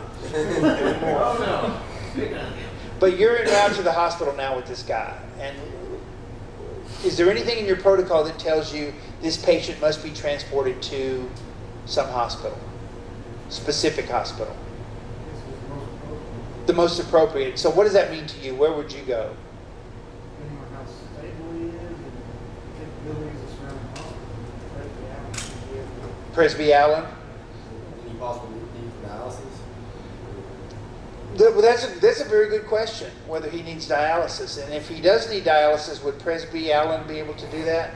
No. So where would you go? Let's MCM. MCM? Okay. Big Baylor. Big Baylor. So each of you has sort of a different idea. You don't go to the hospital either. Shut up. Oh, okay, goes. Just tell somebody else to go. And how far is that? How much time are we talking about? No traffic. Along? Depends on the time. Big Baylor. Yeah, to Big Baylor and back. You're out of service for a while. Okay. Which you should enjoy, all of you. But let's just say, for the sake of argument, that that's where you're going. You're going to, what would you say again? Presby Allen? Presby Allen. All right, so, okay, so either one. Let's say you're going to McKinney. So now you're on the phone to McKinney, letting them know that you're on the way. What do you tell them you're on the way with? A sick person. We're coming up with a sick person. And so then they say, could you be maybe just a little bit more specific? What's wrong with them? It's calcium channel blocker overdose, right? And so now if they say, what calcium channel blocker was it? You remember which one it was? Verapamil?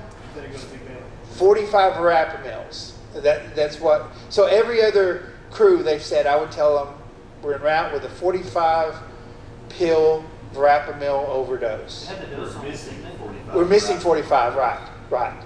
So here's my question, and I haven't been able to articulate this 36 properly. milligrams, right?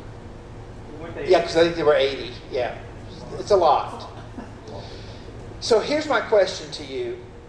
Did this patient, and let's assume for the moment that he actually did take all 45 of those pills, did he really take 45 verapamil?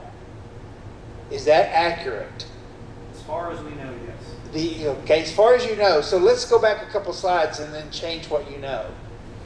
So here's what he actually took.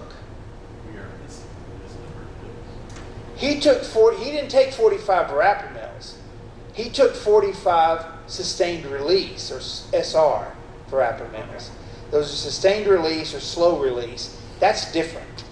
So if you call an emergency department and say, we're around 45 pills verapamil, it's what we think you took, that sets off an alarm. This is a guy that has a significant overdose. But if you say it's 45 sustained release verapamils, that's a completely different set of alarms. Because this guy needs some therapy that is probably not available at either one of your hospitals. He's going to need something completely different than, well, I know that what he needs is not available at either of the hospitals that you chose. Now, if they think it's verapamil, they may just say, okay, we'll see you in 10 minutes when you get here. And then you come walking in with the pill bottle and they look at it and go, holy crap, this is different than what you told me on the radio. And now this guy needs to be somewhere else. We got to get him out of here quickly before he dies. So now we potentially have delayed his care. And if you tell them on the radio, this is sustained release verapamil, they may still have time to tell you, yep, you need to turn and go somewhere else. What this patient is going to probably need is something called an ECMO machine, extracorporeal membrane oxygenator. And what this machine is, it's obviously outside the body. They insert 2 giant tubes into the patient's femoral arteries. They drain the blood out of the body on one side. It goes into the machine, is oxygenated, and is pumped back into the body the other side. So it acts as an artificial heart and an artificial lung. And that's what he needs because there isn't an antidote for this drug. And if he took them 3 hours ago, they're not in his stomach anymore, they're in the intestine. And they are sustained release, meaning that if he's here now, for 16 hours, he's going to go downhill. And there's nothing that anybody can do about that. So it could be that this guy's had a fatal dose already and that nobody's going to be able to save him. But what they're going to try to do is put him on an ECMO machine and try to keep his heart and his lungs working, trying to keep him oxygenated until this wears out of his system. Will poison control have any idea? They'll know. They'll know? They'll know. They should know. Now, what they won't know is what hospital capabilities are. So they may say take you to a facility that has ECMO, but so now let me ask you this question: do you know where your closest ECMO hospital is? No idea. He knows the answer. There's 3 of them available. Yeah, UT Southwestern has one, right? Baylor Hart is the closest. Really? Baylor Hart has it, UT Southwest has it, and Big Baylor. Big Baylor downtown? Big That was Baylor. a complete guess. But for our purposes. That's why you're captain, No. because you guess well. Out of luck. But Dr. Hoffman said for our purposes, Baylor Hart. Preston and Tulsa. George Bush. Now, as far as ECMO goes, though, are there separate ones for infants versus adults? Yeah, so they have pediatric Adult ECMOs. size. Yeah. I know they've got the pediatric ECMO, but it's Okay. Take Yeah. away the SR, was the kidney appropriate? Or do they need to go to the second place no matter what? MCP. So he's likely going to need an ECMO machine anyway, even if this is regular verapamil. Okay. That's a fatal dose. If we give him calcium chloride, is it going to harm him at all? No, this guy's he's hovering around death anyway. So you're not going to push him any further unless you delay his care. And he needs calcium. He still needs calcium. But calcium's not an antidote. What calcium does is when the calcium channel blockers block up those channels, eventually the blocker is metabolized. And when it's metabolized, the channel opens back up. So now everybody's competing to get into that channel. And if there's still lots of blocker in there, you're going to get in there and block it again. So what you're trying to do with the calcium is overwhelm the blockers with lots of calcium so that when this thing pops open, calcium gets in there and it exerts its effect. So what would pacing do? Likely no effect at all. Heart rate, blood pressure? No effect at all. Atropine, no effect at all. This is unfortunate with this medication. You have to overwhelm the system with calcium and then hope that he doesn't die in the next 16 to 24 hours and make sure that he gets oxygenated because he can't do it on his own. Clearly, already he's showing us that he can't maintain perfusion. And so he's going to have artificial perfusion until this thing passes. And this is why even on an ECMO machine, this guy has the very high mortality rate with this drug. And that's the point that the toxicology people made, was that it is critically important that you bring pill bottles to the hospital so they know exactly what they're dealing with. And that if you're going to overdose, propranolol is the worst beta blocker that you can take, and verapamil is the worst calcium channel. And that those are very high mortality rate, especially with extended release or sustained release tablets. And that this guy's going downhill for the next 16 hours, and then hopefully the machine will keep him alive and he'll survive this event, keep his brain going, etc.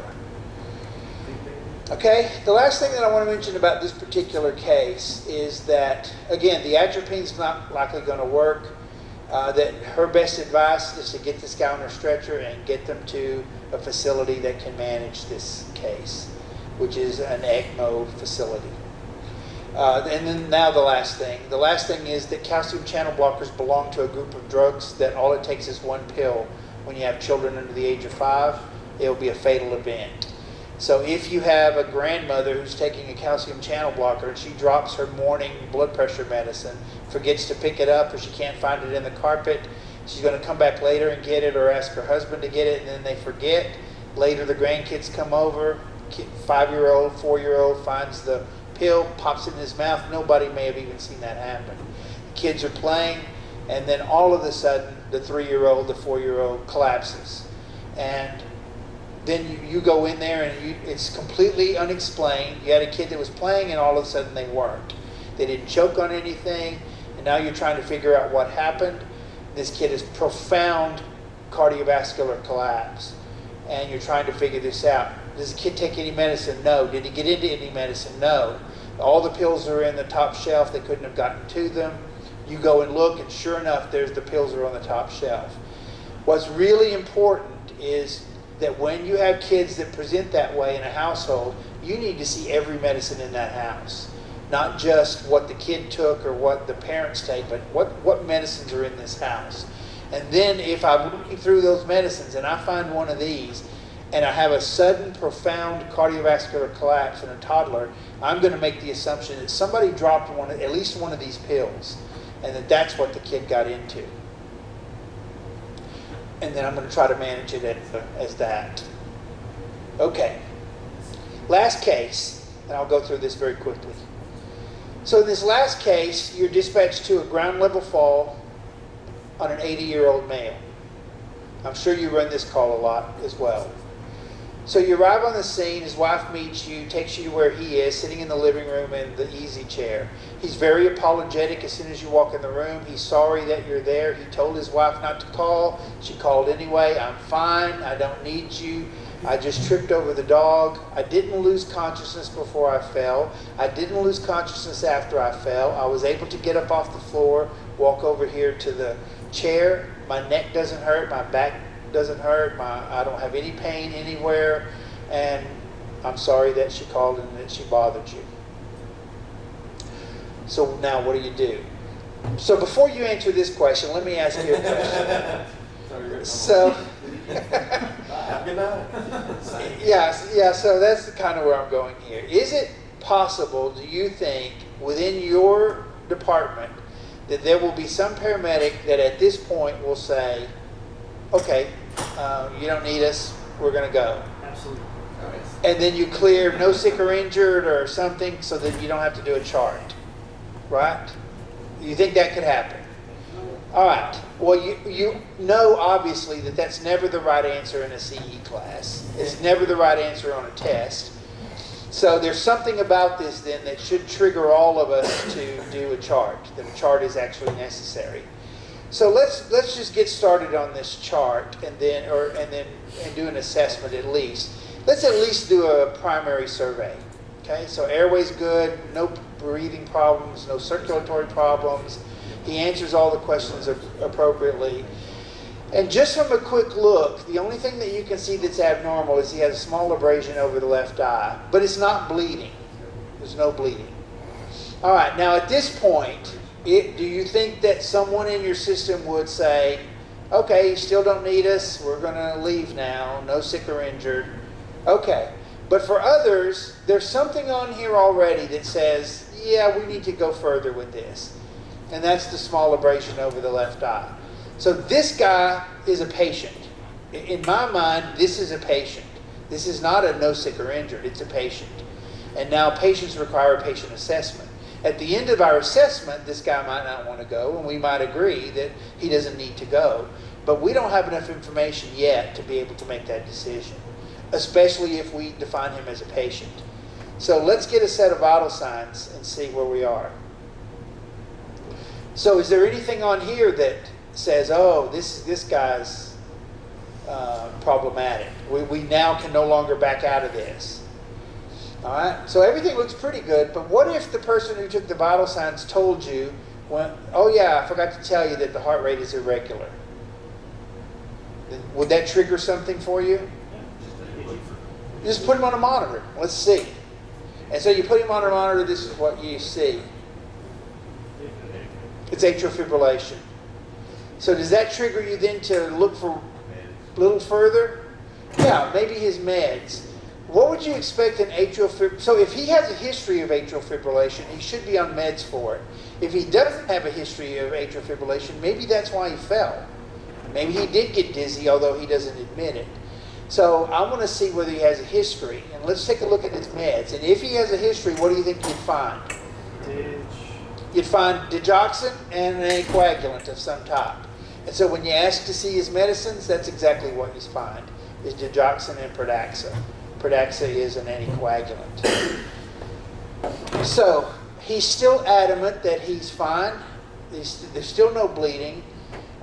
He's taking these medications, but everything else about him is fine. And the rest of your assessments, you can't find anything wrong with him, except for that small abrasion over his left eye. He still says, I don't want to go to the hospital. I don't need to go. Sorry that you came. Do you feel comfortable having him sign a refusal? How persuasive can you be? Can you be persuasive enough, you think, to get this guy to go to the hospital? I think every paramedic can be persuasive enough to do that. Because I think all paramedics have the persuasiveness, they have the ability to talk someone out of going to the hospital as well that wants to go. So I think you could reverse that and get people that don't want to go to the hospital to go with you. If you just say the right things to them, and if I need to, bring in the wife, and we'll just nag this guy to death until he says, yeah, okay, I'll go, just so everybody shuts up. So you can be very, very persuasive with this patient, or you can be just minimally persuasive. So how persuasive do you want to be? He says he doesn't need to go, he doesn't want to go. Do you feel comfortable leaving him here? Or is there something about this where you're going, no, I'm not leaving you here because I don't want to go to court, I don't want to be disciplined, and I don't want something to happen to you? How persistent you are on it, I don't feel comfortable leaving you. You don't. Yeah, that's very good. And the reason for, there is something about his meds. What is it about those medications? He's got a head injury and he's on an anticoagulant. That's exactly it. If this guy wasn't on the anticoagulant, then I might feel much, much better about leaving him behind. But he's 80 years old, and 80-year-old people, as you get older, your brains start to shrink. You get more liquid around your brain, which means that there's more room. So if they start bleeding in their brain, it's going to take longer for symptoms to begin because that liquid gets pushed down the spinal column so that the blood clot can form. And it's going to have to be bigger than it would be in someone who's younger. So I'm very concerned about this. And this would be one where I'd be very persuasive because I don't want to go to court. And if ultimately I'm as persuasive and use the wife and we cannot convince him to go, then I'm going to make sure my chart is very clear of everything that I tried to do so that when this guy dies later, nobody can come to me and say, you didn't try hard enough. And when he dies, that is exactly what they're going to do. They're going to come back and say, you didn't try hard enough. And you say, well, he signed the form. Yeah, but he didn't know what he was signing. Could be more of a possible complication. Yeah, and even then they're going to say, well, what were those complications? They're not written here. There's no way. So everybody knows what anticoagulants do, right? They interfere with the ability to form blood clots. And you should, especially if you watch afternoon television, have seen a Pradaxa commercial at some point. So there's lawyers out there waiting for phone calls from people that are on Pradaxa and have something happen to them, like this guy potentially could. So you've got to be persuasive. And when you are persuasive, he agrees finally, I'll go with you to the hospital. So now the big question is, you have a 80-year-old male, ground level fall, we're transporting them because there's a potential for a brain bleed. Does that mean he gets a C-collar and a backboard? And your protocols nothing I could find mandates that this guy gets a collar and a backboard. So each of you is going to make your own decision based on your comfort level, your assessments, whatever it is that you decide. However it is that you decide who needs a collar and who doesn't. So how many of you would put this guy, get him out of the easy chair, and put a collar and backboard on him? So far in the entire department, this is the last CE class, there's only been one medic who said he would. Everybody else said, no, I wouldn't. I don't have a problem with the C-collar, but I think a backboard's not like. Okay? So you'll go with the C-collar, but not a board. Okay. Maybe. Just do your assessment. Okay. It's just shown to do more harm than good a lot of times. I don't disagree with you. I don't think I would put a collar or a backboard either. So I'd be right there with you. That he probably doesn't need that. He doesn't have any pain. But we do recognize as well that the chances of spinal injury go up as you get older. And he's an 80-year-old man. And then maybe he doesn't feel pain the same way as young people do. We know that happens with older people as well. And I also then know that if I make a decision not to do this, that I'm taking a legal risk for myself. Even though my protocol doesn't tell me I have to, when you go to court, it's not just going to be your protocol, it's going to be what's the national standard. And the national standard would say ground level falls are a mechanism of injury, especially in elderly patients. So you have a mechanism that can potentially cause spinal injury, that you should probably do it. So just keep that in mind as you make your decision. Now, what else would you do for this patient then for your transport? Put him on a stretcher, making him comfortable. Monitor. Head elevated. Head elevated, monitor, transport. Would you start an IV? It's a code stroke if we're taking them to the kidney. What does that mean, code stroke? If they have a fall with a head injury and they're on a anticoagulant, it's a code stroke. Oh, so okay. They take them straight to CT. Gotcha. Is that where you would go with this patient? Oh, yeah. Okay. So there's your treatment, same thing. It's really just symptom management here, and he doesn't really have any symptoms, so it's just all protective things.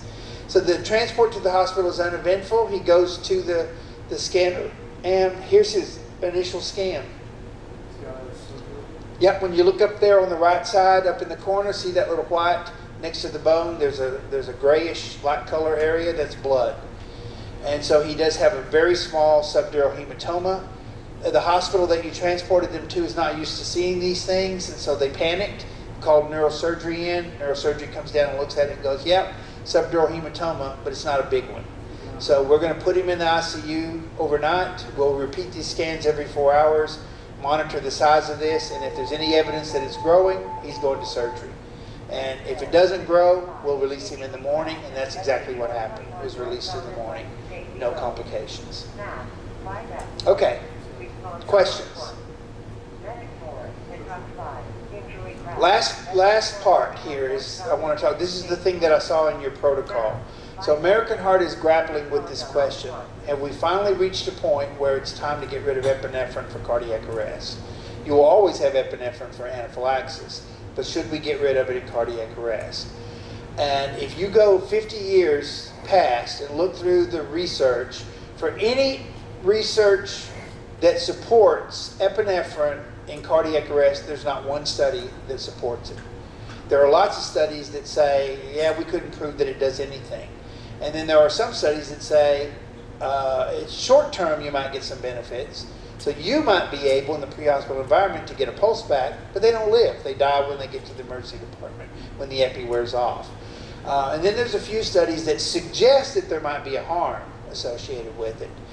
But the critics will say if you really want to answer this question, you're going to have a randomized controlled trial where epinephrine is compared to a placebo in out-of-hospital cardiac arrest. That study's never been done until recently. And in November, the results of a study exactly like that were completed. It was done in the United Kingdom. It's called the Paramedic 2 trial. And what they did was they had a study kit. The study kits were numbered. Each study kit had 20 syringes in it, and each syringe had just one label with that number on it. So everything in this kit was number 20 or number 50 or number 60, whatever it was. And then all 20 of those syringes in that one kit were either real epinephrine or they were saline as a placebo. So when the medics were managing the cardiac arrest patient, in the algorithm, every time it came time to give an epi, every 3 to 5 minutes, they would reach into a study kit and grab a syringe and then give whatever it was. So the medics had no idea who was really getting epinephrine and who was getting placebo. The emergency department staff didn't know who got epinephrine in the field and who got a placebo. So no one knew who was really getting only the ethicists knew who was getting what, a drug or a placebo. So are we clear on the comparisons? Okay, here's the outcome. So when they studied the results, the people who really got epinephrine during the cardiac arrest, real epinephrine, had a 3.2 survival rate at 30 days. So 3.2% of them were still alive 30 days after the cardiac arrest. For those who received a placebo, it was 2.4% survival. And statistically, this difference is significant, meaning that, so the term statistical significance means that the difference could not have occurred by chance, or at least we don't believe that it was a random chance, that there's something different about the two groups, and that explains why one group survived with greater numbers than the other. So when you go back then and look at the characteristics of the two groups, the only thing that was statistically different between the two was that one group got epi and one group didn't. But everything else about the two groups was the same. So what this study shows is that 30 days after the cardiac arrest, if you get epinephrine, you're going to have more survivors than if they don't get epinephrine.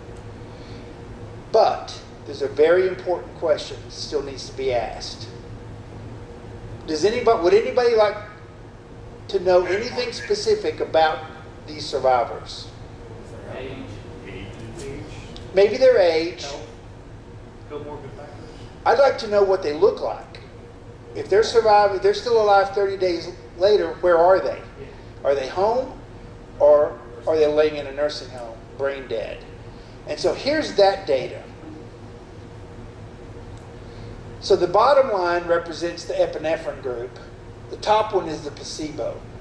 Up at the very, very top is this scale. So someone went at the 30-day level and graded them. And if you scored a 6, you were dead. If you got scored a 0, you're conscious, alert, interact with your family, your normal mentation. So if you scored between a 1 and a 5, you had brain damage. And the higher your number, the more severe your brain damage was. So that if you score a 4 and a 5, if a survivor at 30 days was a 4 and a 5, they were in a nursing home. They were not able to interact with their family. They couldn't speak. They couldn't feed themselves. They couldn't change their own clothes. They couldn't wipe their butt. They can't wash themselves. They can't even turn over in bed. Well, someone comes every few hours and turns them over so they don't get bed sores. All right? Now, when we look at the 1s and the 2s go home, and there's no statistical difference between the epinephrine group and the placebo group on the people who go home. So where are those survivors? They are in the green zone. That's where the statistical difference was. It was in the green zone. And in the green zone, those are people that languish in a nursing home until they die.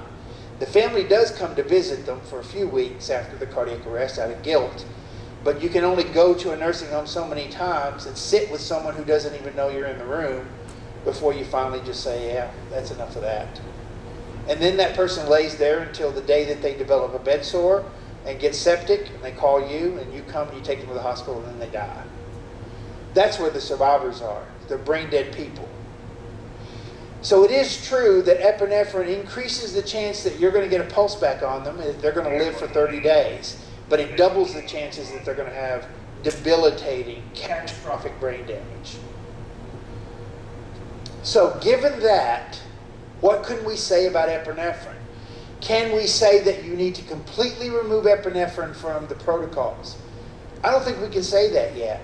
I don't think that we have the data to show that you completely have to remove epinephrine. I think the only thing that we can say for sure is that the way we give epinephrine now has to change, because we are producing brain dead individuals with epinephrine. And so we have to change. So what is the change that's necessary? Your protocols have made a change already. So here's some things that have been suggested.